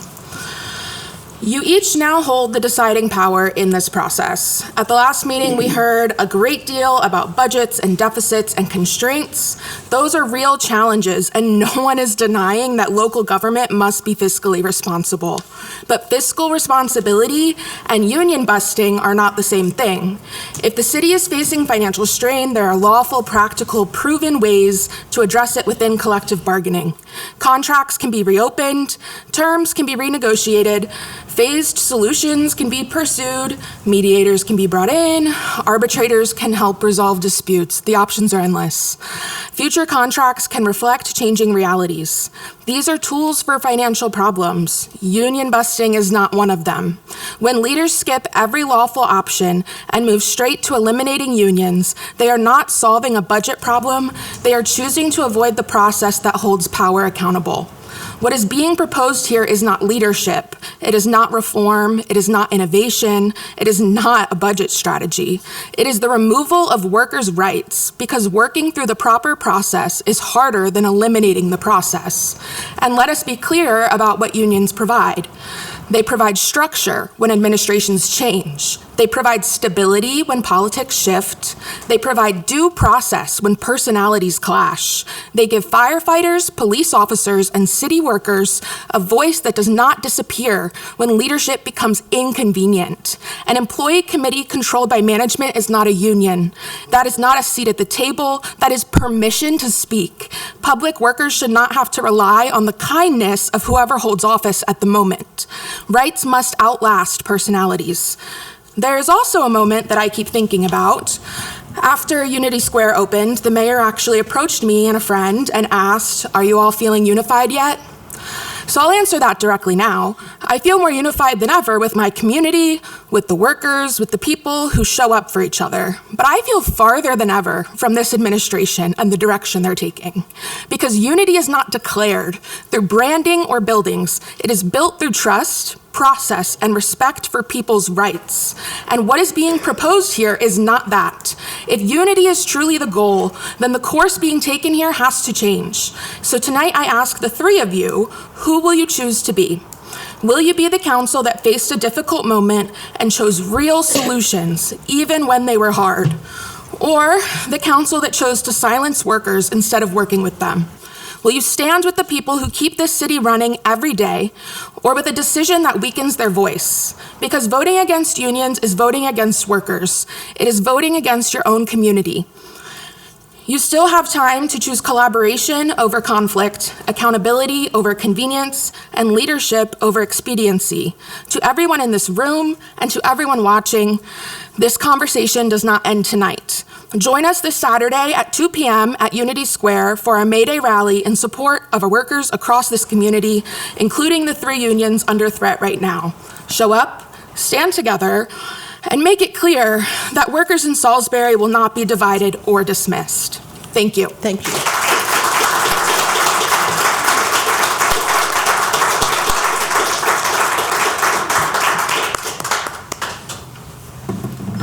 Hi, my name's Claire Roman. I live down here downtown. I spoke at the last meeting on the same subject. Collective bargaining rights for first responders in Salisbury are not optional. They are a matter of basic fairness, safety, and respect. Every time a firefighter runs into a burning building or an EMS worker responds to a life or death call, they are choosing to put our lives ahead of their own. We ask them to face danger, trauma, and exhaustion without hesitation. To then deny them a meaningful voice in their working conditions is not just wrong, it's unacceptable. Collective bargaining is the only dependable way these professionals can advocate for safe staffing, proper equipment, and fair compensation. Without it, decisions that directly impact their safety and the safety of our entire community can be made without their input. That is a risk Salisbury should not be taking. Mayor Taylor, Council President Jackson, and Council members Holland and DeShiel. This is a moment to show leadership and stand firmly with the people who stand for all of us. Protecting collective bargaining rights is not just a policy decision. It is a statement about what kind of community we are. It is showing this city that you really care about them. Furthermore, this is about dignity. It is about whether we truly support those who show up on our worst days. Stripping these rights away sends a clear and troubling message that their voices don't matter. Preserving them says the opposite, that we respect their service, trust their expertise, and are committed to their safety just as they are committed to ours. Salisbury must stand with its first responders. Protect their rights is protecting our community. Thank you.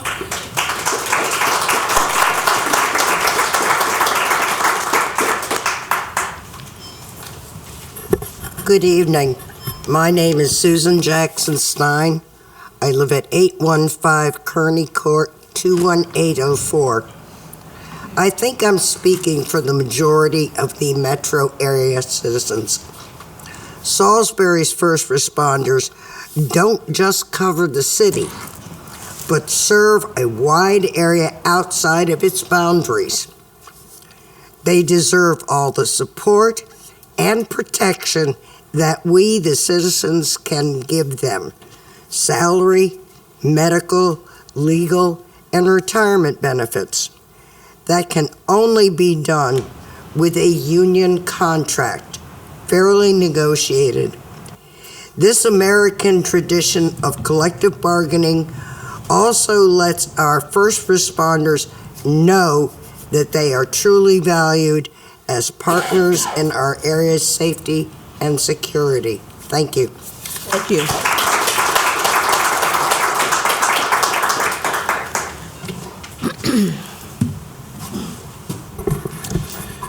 Hi, I'm David Layfield.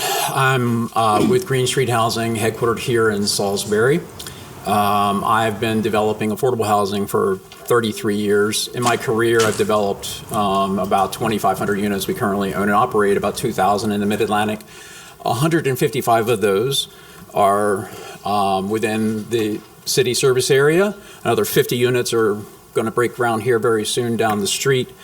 And I can tell you that in my career in all, the 57 different communities that we've worked in, our most important partnership when we open the doors to a housing community is with police, fire, and city services. Without that three-legged stool, we can't provide housing. We can't. When the fire alarm goes off at Saturday night at 11 o'clock, I can't be there with the fire extinguisher, but I know in 4 minutes the fire department will be. When a rabid raccoon is patrolling the front yard, I know that my residents are going to be protected because the city's going to catch it.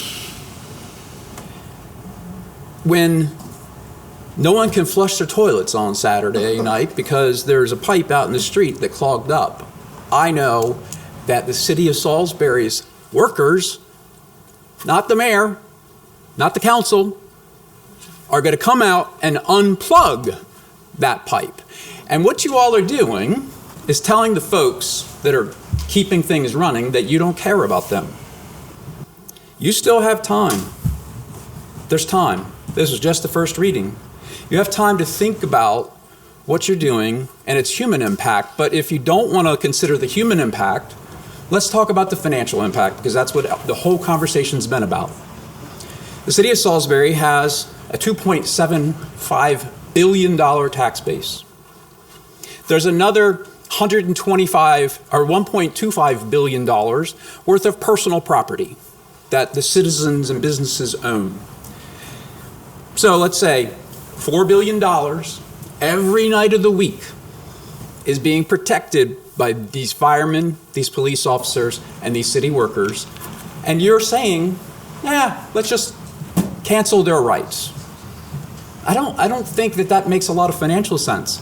A 2024 study suggested that even a small cut, a small disinvestment in these types of public services can reduce the tax base by as much as 6.7%. That's $185 million that you're taking away from the citizens, from their pocketbooks. The value of their assets, your decision tonight is taking away the citizens' wealth. And so my question for you is, are you going to go on the mayor's bar napkin math, or are you actually going to get a study, someone to actually look at the numbers to see if what this administration is presenting to you is real? So I haven't heard about any actual third-party analysis. Why not slow down, push the pause button? I'm not telling you have to stop what you're doing. Push the pause button and spend a little bit of money on an accountant or someone else to check the math. Because you can't trust the math from this administration. We all know that. I implore you, slow down and check the math. Thank you. Thank you. Thank you.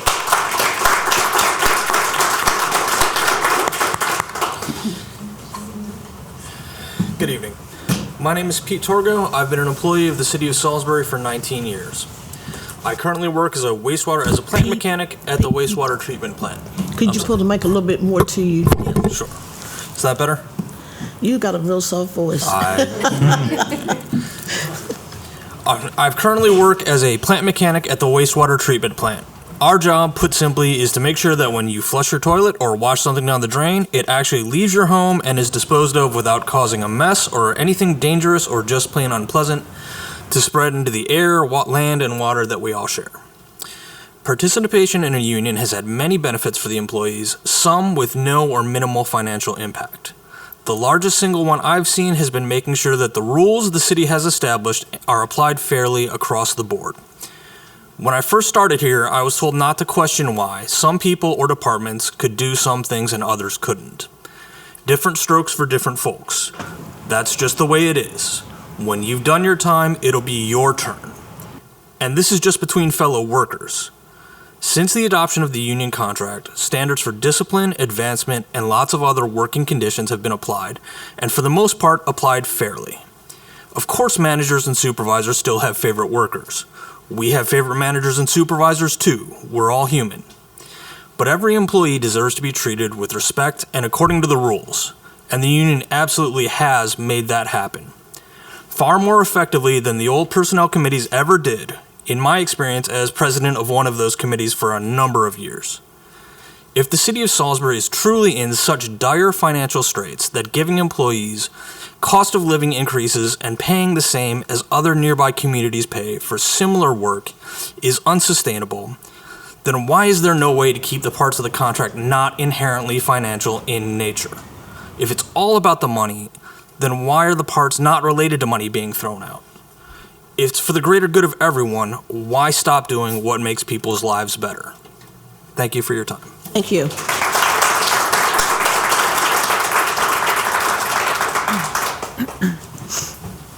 Good evening, Council, Madam President, Mr. Mayor. My name is Monica Brooks. I'm a Salisbury resident and President of Wacomico County's NAACP. I am here to stand in solidarity for this collective bargaining to remain in place. This is definitely a tenet for us as an organization that we push for. And one of the things that I really want to highlight, I personally know, just in my tenure, several incidents where people have usurped their authority and done personal attacks on certain employees and threatened people in positions of power and leadership from making decisions that are fair across the board for employees. When you have these kind of agreements in place, they prevent and prohibit that kind of, I want to pick you, I'm going to cherry pick you, I'm going to allow you, I'm going to circumvent you, I'm going to ignore the fact that you're qualified and this person isn't qualified, and I'm going to make all of these kind of decisions. You have a newly put in, and I'm saying new, it's just in the same way that someone would say someone who's been married for a few years, they're newlyweds. I'm saying this is a very new agreement that has been put in, and before the ink has really gotten an opportunity to dry, the first thought was to rescind this, which is going to send a number of ripples through this community, and the negative response and the way people see this and how they're receiving it as employees has been tremendous. I suggest, and I'm not in your position, I'm not going to do that whole necessary couch quarterback thing where I'm going to tell you what to do. But I will say, I would ask you to consider doing an audit, doing a thorough look at where are there some things in there that can change with your current budget? And then also the necessary part of this position is to really look at ways to expand our economics, the amount of money we can bring into the city. I see that the majority of our budget is from tax revenue, right? And what other ways can we bring in revenue to the city that would allow us to be fair as well as be profitable, right? I don't think the first people that should be looked at are the ones who, and as the gentleman who just spoke said, and why would even the things that are non-economic be removed from these things? It makes no sense. So I'm sure there needs to be some more time to perhaps for you all to clearly state what your intentions are in this regard, but also take an opportunity to see, well, what can we really do? How can we try to meet the needs as well as being profitable and being fiscally responsible? But the way it looks and the way it comes across now is not good. It's really translating just in a poor way. And I think this is not the message I don't think any of you all want to send. But I do think it's something that we need to thoroughly look at, take a better look at. We've had this is not all of you all, but we've had so many incidents or so many things where people were just given freebies. That happened before a lot of y'all's time. I'm not blaming that on you, but unfortunately, some of that has put some of this in a position where we're at. But we need to make it up. We need to figure out get creative and find some more funding, find some grants, do some things that will send a different message and still allow our system to be responsible. Thank you. Thank you.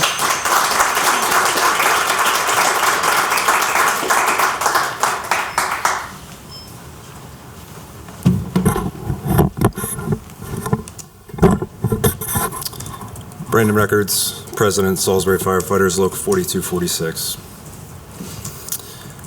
I come before you again, feeling just as confused, distraught as ever.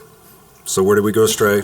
Off the tracks, that we're literally rolling back rights of the very people that keep the city functioning. Rights we fought so hard and long to secure, rights that at least 3 of you sitting up here today voted unanimously, unwaveringly for numerous times. I know that I do have a little more involved in this whole process than most, but this will be a vote, a spit in my face, and tell me that the effort over the last 5 to 6 years has been for nothing. Work that I haven't been compensated a single dollar for. It's merely for the betterment of my life and those that I work with. Some of you missed the point altogether. Collective bargaining isn't a money grab. I've said it time and time and again. Bargaining brings 2 parties together to come to a real-world, economically appropriate number. Bargaining is a real, structured process that gives us as workers real securities in all aspects of our jobs. Collective bargaining secures our promotional processes, our retirements that we've worked and earned for a career for, access to further education, schedules to maintain a healthy work-life balance, and the list goes on. So go ahead, vote the resolution through tonight and a second time. Get your community centers, fix the police salary issue to try to keep up with every other agency around us, but ask yourself, does dissolved collective bargaining really fix your issues? It doesn't. And if it would, ask the man sitting over here to the left why his name was signed on the dotted line as well for the last 2 years, saying that it was financially sustainable. So will this have adverse implications? Without a shadow of a doubt. You see, employees don't leave simply because of money. They leave when they feel undervalued and unappreciated. I really don't care who up here wants to grandstand about their relatives being somebody in some fire department somewhere. Respect and trust are earned with us, not given. Respect you could earn by not just thanking us for service when it's convenient, earned by realizing that our job has real life and death implications. Doing and seeing things most people couldn't imagine in their wildest dreams. And all we ask in return is a fair seat at the table to contribute for real discussions and topics that affect our lives directly. So please, sorry, not sorry, that we're not excited about this grand idea of going back to an employees club, essentially. What we're supposed to trust the same man and folks that are sitting here stripping their workers' rights away from them, that they'll follow through on some kind of plan to keep us from falling even further behind. We'll pass. Collective bargaining has been the only thing over the last 20 years that gave us a glimmer of a hope. So pass your vote tonight. Do it again in 2 weeks. There is still time, like you've heard. But if not, we will see you at the polls.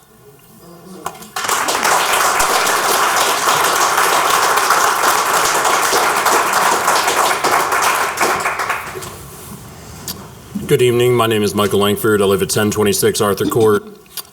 This evening, I'd like to talk about the union in relation to the county-city fire agreement, which is an annual point of contention, I think, during the budget season. It's a simple solution and resolution if you annex in the properties that are currently receiving in the county, that are currently receiving city services. As it stands, the county doesn't have the means and ability to meet the demand of those county residences, which is why the city is serving them. It only makes sense when they're receiving emergency services as well as water and sometimes sewer as well, that you just annex those properties in, they start paying taxes, now you don't have this shortfall. I mean, if you want to, the other aspect is that the county could just be paying their fair share. It's kind of always been, if I don't pay my electric bill, I get cut off. It's kind of wild to me that we have an agreement in which there's an understanding that the cost of the services that the firefighters are providing to county residences outside of the city incorporated limits, it's wild that we're receiving less in turn for that.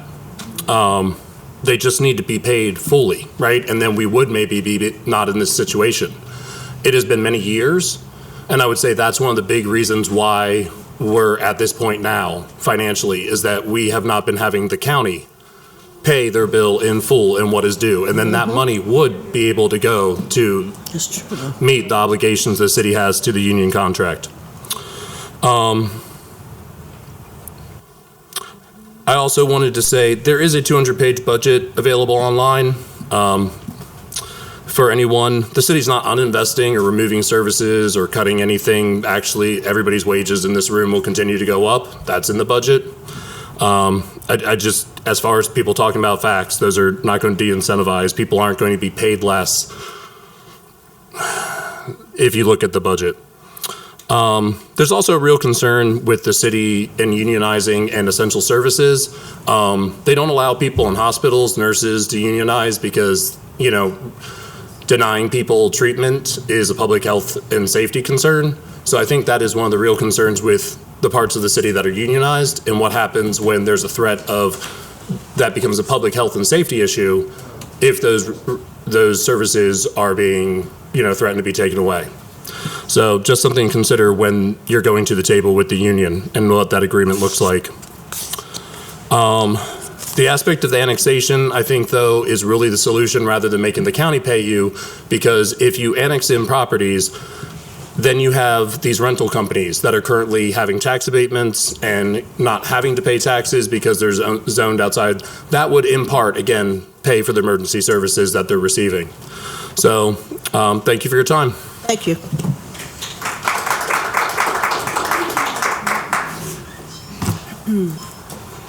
Hi there. I feel like the microphone got quieter. All right, Lana Foley, city resident. Good evening, everyone. You have to make it worth working here, which I think the earlier presentation did a nice job of trying to convince. But right now, it feels like we're stuck in a chicken and egg situation. People can't afford higher taxes to support wages, but the wages themselves aren't high enough to support the cost of living, including those same taxes. I remember looking into jobs with the city and thinking, how does this work for a parent? Why would I send my child to daycare just to break even or possibly fall behind? And this isn't just my story. It's happening across the community, both with the city and the county. When wages don't reflect real life costs, you don't just lose employees, you lose working families. And when you lose employees, you start losing services. And when services decline, we lose the taxpayer dollars we need to pay them. We saw an influx of people during the pandemic, families who came here hoping for a slower pace of life and maybe a lower cost of living. But many of them have already left. They realized our schools are overcrowded. Private schools were also reaching capacity or financially out of reach for them. Maybe the flexibility or the paycheck that came with remote work they had hoped to maintain didn't last. People came with hope, and too many left with disappointment because they just couldn't stay. I know this might be a long way to get to collective bargaining, but when you talk about taking it away, you're removing that hope again. The hope for the people that have always been here, the ones that were willing to stay based just on hope for better days, the ones that have always sacrificed for the community we all love. You were saying, yes, times are tough, but instead of working together to get through it, you're just saying, no, we can't have it. You don't have to remove collective bargaining to say our budget can't give a raise. You don't have to do that. You are asking them to trust you with the presentation presented earlier, but you've already broken this trust with this process. Why do you think that trust will stay just because you say it will? Collective bargaining provides accountability, consistency, and protection for the future. It ensures that workers have a voice when it matters most. And if the city truly cannot afford to have it, then just say it, but you don't need to cut it. And if sacrifices need to be made, we need to make sure that they should be shared across the board, not placed solely on the backs of the workers who keep this city running. Residents share this responsibility. Leadership shares this responsibility. We need to figure out how to start making the money to spend the money. Spend the money to make the money. It's a chicken and the egg. We need to figure out other options. If we want a strong city, we all have to figure out how to invest in it. It's not just the city's workers' jobs to serve us. We need to serve them too. Lastly, I would suggest moving this public hearing to maybe the Civic Center. if it's not already planned, to accommodate everyone that will be at the next meeting. Thank you.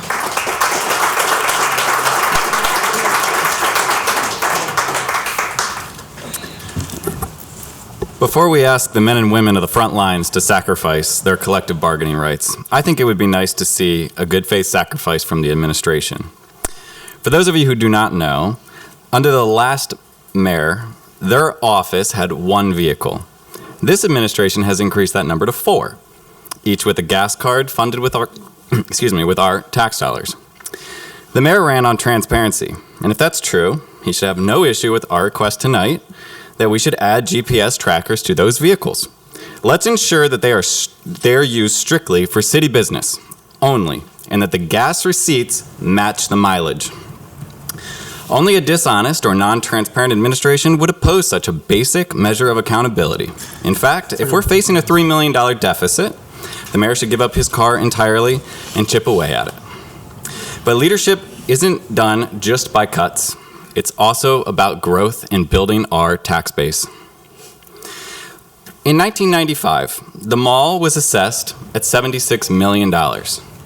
Today, it has plummeted to $22 million. That's a loss of $557,000 a year. And across the country, cities are working with developers in remaking their malls. Salisbury has 2 such sites, our current and our old mall site. And we are still at a standstill. One neighborhood of 250 homes could bring in over $500,000 a year of property tax revenue. And yet, Salisbury is missing this opportunity and has sadly become very anti-development. As a developer, I know criticism comes with the territory, and that's okay. There's a peanut choir out here that doesn't like me, and it doesn't really matter. But we can agree that we need to stand up and be advocates for the people in this city that make it run. And so the questions must be asked. Why are the annexations for new developments paused? Council, why are they not on your agendas? Why is the city blocking building permits? Why is it difficult to get in front of the Planning Commission? Why are the downtown projects tied up in lawsuits of this administration's own making? Lawsuits, by the way, that will be around for years and will continue to cost hundreds of thousands of dollars. Why is this administration refusing to work with the state in attracting new investment? Our former mayor is the Secretary of Housing and Community Development, one of the community's largest advocates. Not tapping into that resource is a dereliction of duty. And it's simply because of personal politics and the inability to work together. So council members, remember, we don't have a financial problem, we have a leadership problem. We have an administration with a no-growth mentality, and their actions speak louder than words. They'd rather strip the workers of their rights than foster economic growth. And it's your job to hold them to a higher standard. To everyone listening in this room and on the internet, we must stand as a unified bloc. The city's elections are won on razor-thin margins. There's enough votes in this room tonight and out in the hallway to put an end to this incompetence. It's time for leadership that builds our city, negotiates in good faith, and stops putting personal perks over the rights of our employees. Thank you.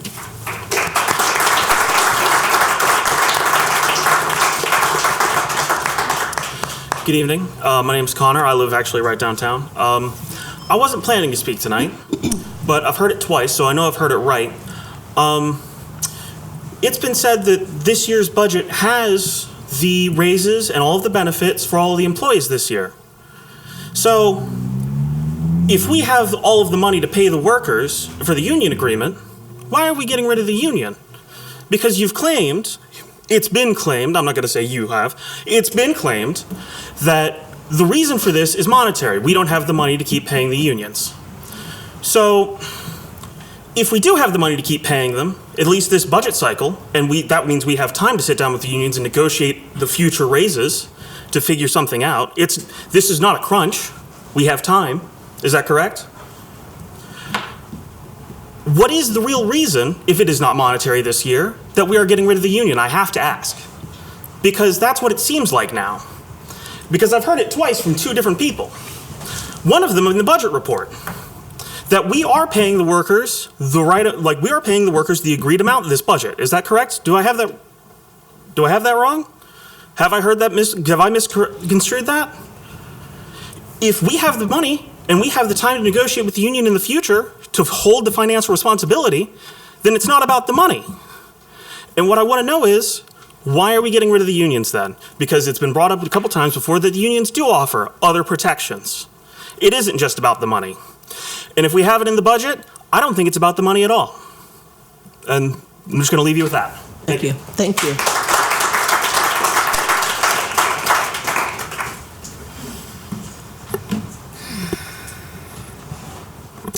All right, good evening, everyone. My name is Megan Outen, Wycomico County resident, Salisbury City resident.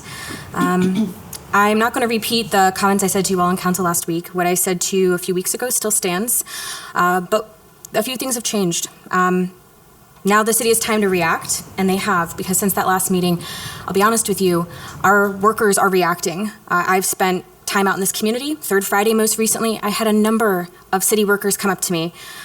And I need you to understand something. We're already starting to see the consequences of this conversation that we're having here with council. I spoke to a man who has spent decades with this city, decades. This is the kind of worker who knows every street, who knows every system, who knows how to fix the things that keep our city running, and when no one else is paying attention. And he looked at me and not angrily, not upset, not loudly, just matter of fact, if this goes through, I'm done. He's already drafting his resignation, not because he wants to leave, because you're giving him a reason to. And he's not alone. I know that this individual is joined by countless city workers and countless departments. And that's the part I really need this council to hear. These are the people, the ones, many of them here in this room, who are quietly keeping the city together. Because once they leave, they are not going to come back. You don't lose just a position. You are losing institutional knowledge. You lose the kind of experience you can't train overnight. In fact, you lose really the heart of this workforce of this city. And so tonight I'm just telling you that they've already seen enough to start making decisions. And you are signaling to every current and future employee what it means to work for this city, whether they will be heard, whether they will be protected. I'll say, Mr. Mayor, you cannot say you support your workers and then remove the very mechanism that allows them to advocate for themselves. You cannot say you value retention and then take away one of the last few reasons people in this city are staying. You cannot say this is responsible when the result is people walking out of this very door.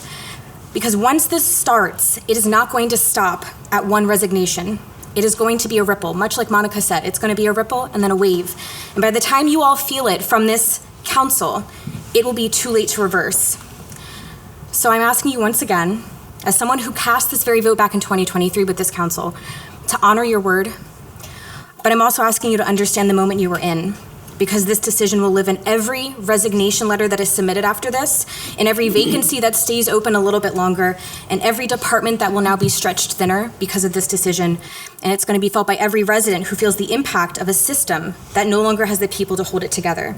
So thank you all for this time. I really hope that you consider the impacts that this is going to have, not only to our city workers, but to our city residents and our services. Thank you.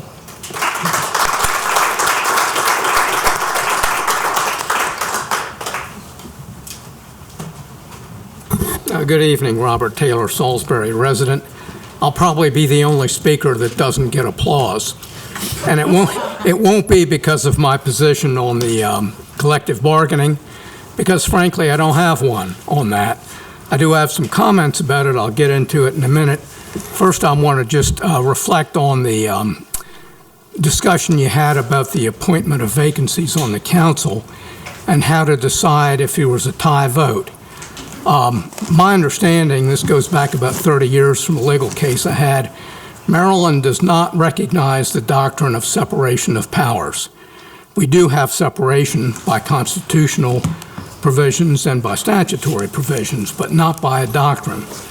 So there's no reason, I don't believe, that the mayor cannot decide a tie. And I think I did some research on this about 3 months ago when this brouhaha first started. I believe there are a number of jurisdictions in Maryland where the mayor does decide a tie. I'll go back and look at that and see if I can send them to you, but There are other ways you could do it. It doesn't have to be the mayor if you don't like that. You could do it by flipping a coin. The book's open. You could have a 100-yard dash. You could have the old way they did it in medieval England, trial by battle. Lots of ways you could do it, but the mayor could certainly do it as well. Now, turning to the collective bargaining, just a couple thoughts I have on it. There is in the city code a provision called the labor code that also authorizes collective bargaining.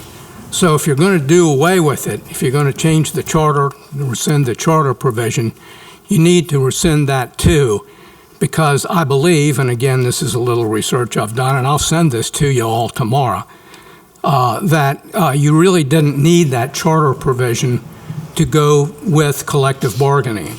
I think the city council has a just inherent legislative power under Maryland law.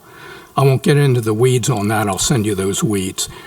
And just a couple other thoughts on that. Mr. Layfield said, we ought to have an audit. We ought to have a lot of this. We have an audit every year. It's called the financial statement. Take a look at it. It's a very thorough audit. If you want to know where the money comes from, where the money goes, look at it. It's done every year. It's there. The other thing I want to point out is we are in a fiscal problem, and at least this collective bargaining has focused on that. And one of the reasons we have it is because the county is not paying their fair share for the fire and EMS services that the city provides. My understanding, I mentioned this to the chief and he kind of confirmed it, roughly a third of the city fire department's calls are outside of the city into the 3 areas in the county that we serve. Now, the budget this year is a little over $15 million. Last year, the projection, or this year, pardon me, I should say, the projection is a little under 15.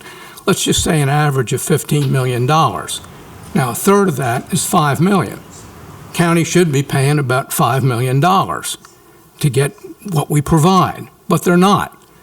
Last year, when I keep saying last year, I mean this year, they're paying $3.5 million. In the county budget that Giordano just announced, it's $2.3 something million. It's actually less than it would be this year, and it's a lot less than $5 million. Now, we got to do something about that. If there's no other way to do it, if they won't listen to reason, to me, I think it's time to start saying, if you're not going to pay us a fair share, we're not going to provide the services. We're not required to service outside the county, and I think we've got to start thinking about that seriously. Thank you. Thank you, Mr. Taylor. I did get some applause. You did get some. Are there all the public comments? Okay. Administrative. Before I get into the events, just real quick, and again, the budget work session, our director, Sandy, will go over all of those numbers, but the mayor's budget includes one step for all employees. It does not reflect any of the requests that were made by the bargaining units. Third Friday and Hops on the River, both huge turnouts. Hops on the River, it was less than ideal temperatures considering what it was the day before, but we stopped down and there was a good crowd, which was great to see. And then I'll just mention a couple events that are coming up. We got the Zoo Stampede, May 2nd. We have Poplar Hill Mansions Festival is happening the following day, May 3rd from noon to 4. And then we have Dueling Pianos at our amphitheater on May 9th from 6 to 9. So come out and have a good time. Thank you. Yeah, I just want to make a couple comments about our financial condition. We do have an audit, and it is every year, and we have a 5-person department in our finance that works really hard in giving us all kinds of exhibits to try and run scenarios to figure out where we can navigate this problem. But just give you an example, one of the exhibits we ran this week was from 22 to 23, just in the fire department alone, we went from $73 million in payroll to $9.3 million. And that was largely because of we had 23 SAFER grants applicants. So we were people that were paid for by a third party, and then we picked up the salary after they were there for, I think, 2, maybe 3 years. I gave it for 2 or 3 years. But of course, and then of course that became the new baseline for which all other raises were based. And then we got into a 6%, and it just begins to snowball. So. You're not making this stuff up. We're not, going, I wonder what that number looks like. We're not like standing around. We know what the numbers are. We started out with a gap. We funded last year from unassigned balances, from savings. We're going to fund again this year. The promises we've made this year are not funded by operating. They are funded by savings. They're funded by unassigned. And if you look at our public safety as a percentage of our peer cities, we're 10 to 12% more than our peer cities, cities similar to our size. And that can be a little bit skewed, but because you can't get an exact perfect comp to your own. But the situation is real. It's not, we're not, there's no politics being played here. We're trying to put the city on a firm financial condition. And so, I'll leave it at that. And just to say, we appreciate our employees. We want to be fair with them, and at the end of the day, if we aren't fair with them, it's an elastic community. Of employment, people leave, and we can't afford that. So, we've my administration inherited a little bit of a baseline problem, and it's just gotten worse based on some of the agreements we had to sign in the last couple of years. So that all said, we'll go from there. Thank you. No comment. Councilwoman DeShields. Yes. I have one thing I'd like to share before I tell you what I have experienced. I've had quite a few people ask me why Councilwoman Blake has been writing editorials to The Independent and criticizing the current council and the current administration, which my response has been she has every right to do that because of the First Amendment. My concern is that we should be working together as a group and supporting each other. And I just hope that in the future, some of the criticisms that she has, I hope everyone recognizes we are trying to work on. But at the same time, some of your criticisms, Councilwoman Blake, were things that were happening under the previous administration. It pretty much defined the previous administration of which you were a part of. So I just wanted to make that statement. As far as other pieces that I'd like to share, the candidates in the park, put on by Faith Over Fear Empowerment, happened this past weekend. And as far as my District 7 for the county people, I think it was a nice turnout. The weather could have been better, but it's a wonderful, wonderful event that this nonprofit is promoting. And for the public to get out and take advantage of it is a huge, huge gift. SPD, we are still in the Citizens Police Academy and managing. It's not dangerous or anything like that. It's unbelievably informative. I'd like to publicly thank the Salisbury Police Department for offering this, and Sergeant Hitty, who is in charge. We were able to attend the delegation, the Eastern Shore delegation gave a wrap-up of some of the laws that were passed in this last session. And we have, a lot that we need on the Eastern Shore, and we've got some wonderful representatives.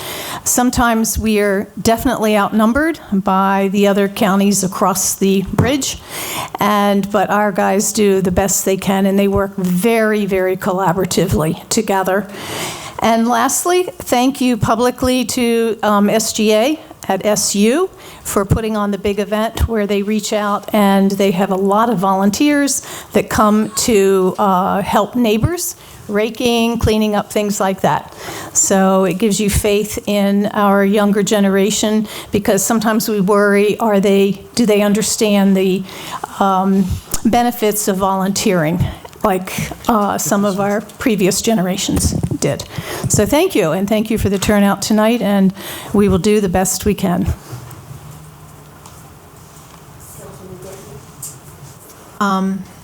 I think I said a lot of what I felt on this issue with the unions and collective bargaining last week.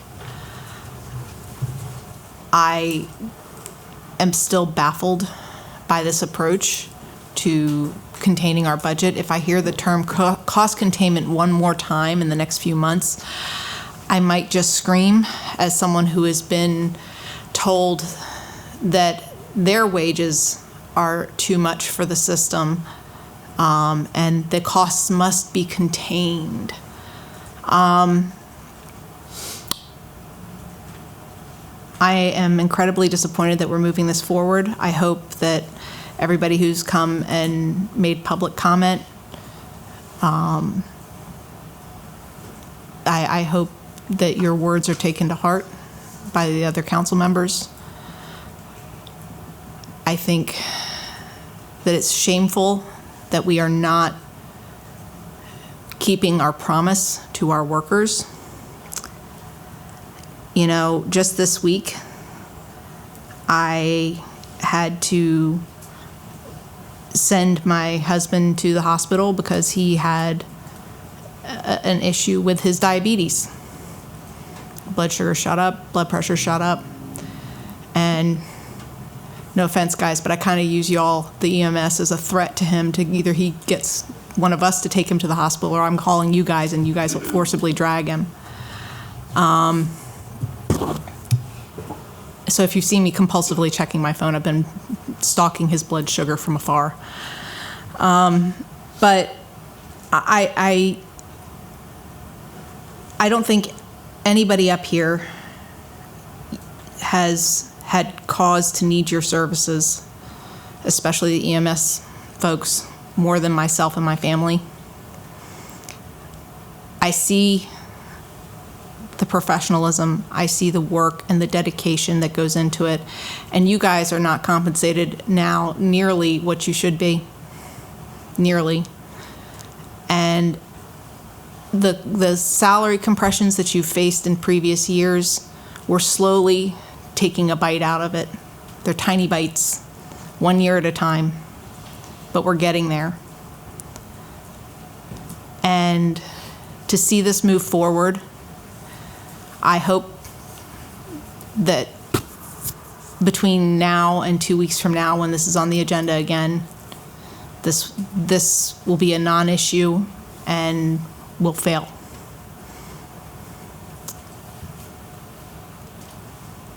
I really cannot for the life of me, as someone who has seen you guys in the field, seen the dedication that you perform your jobs with, I cannot for the life of me understand why we are pulling this rug out from under you.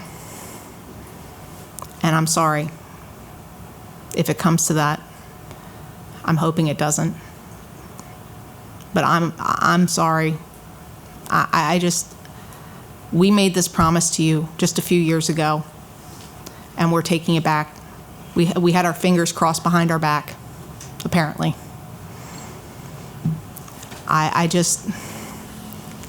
I'm so disappointed to see this move forward. That's it for me. Councilwoman Holland. Sure. Just wanted to let everyone know that SBY Green Team will be meeting at the Boundless Garden May 6th at 5:30, which is on Ellen Street. And my only other announcement is Delegate Cherie Sample Hughes will be holding a town hall actually this Thursday at 6 p.m. at the Chipman Cultural Center. And she's giving an update on legislative, and there is someone that will be speaking on sickle cell anemia that night. And so I encourage everyone to join. At Chipman, did you say? Yes, Chipman this Thursday at 6 p.m. And thank you. That's all I have.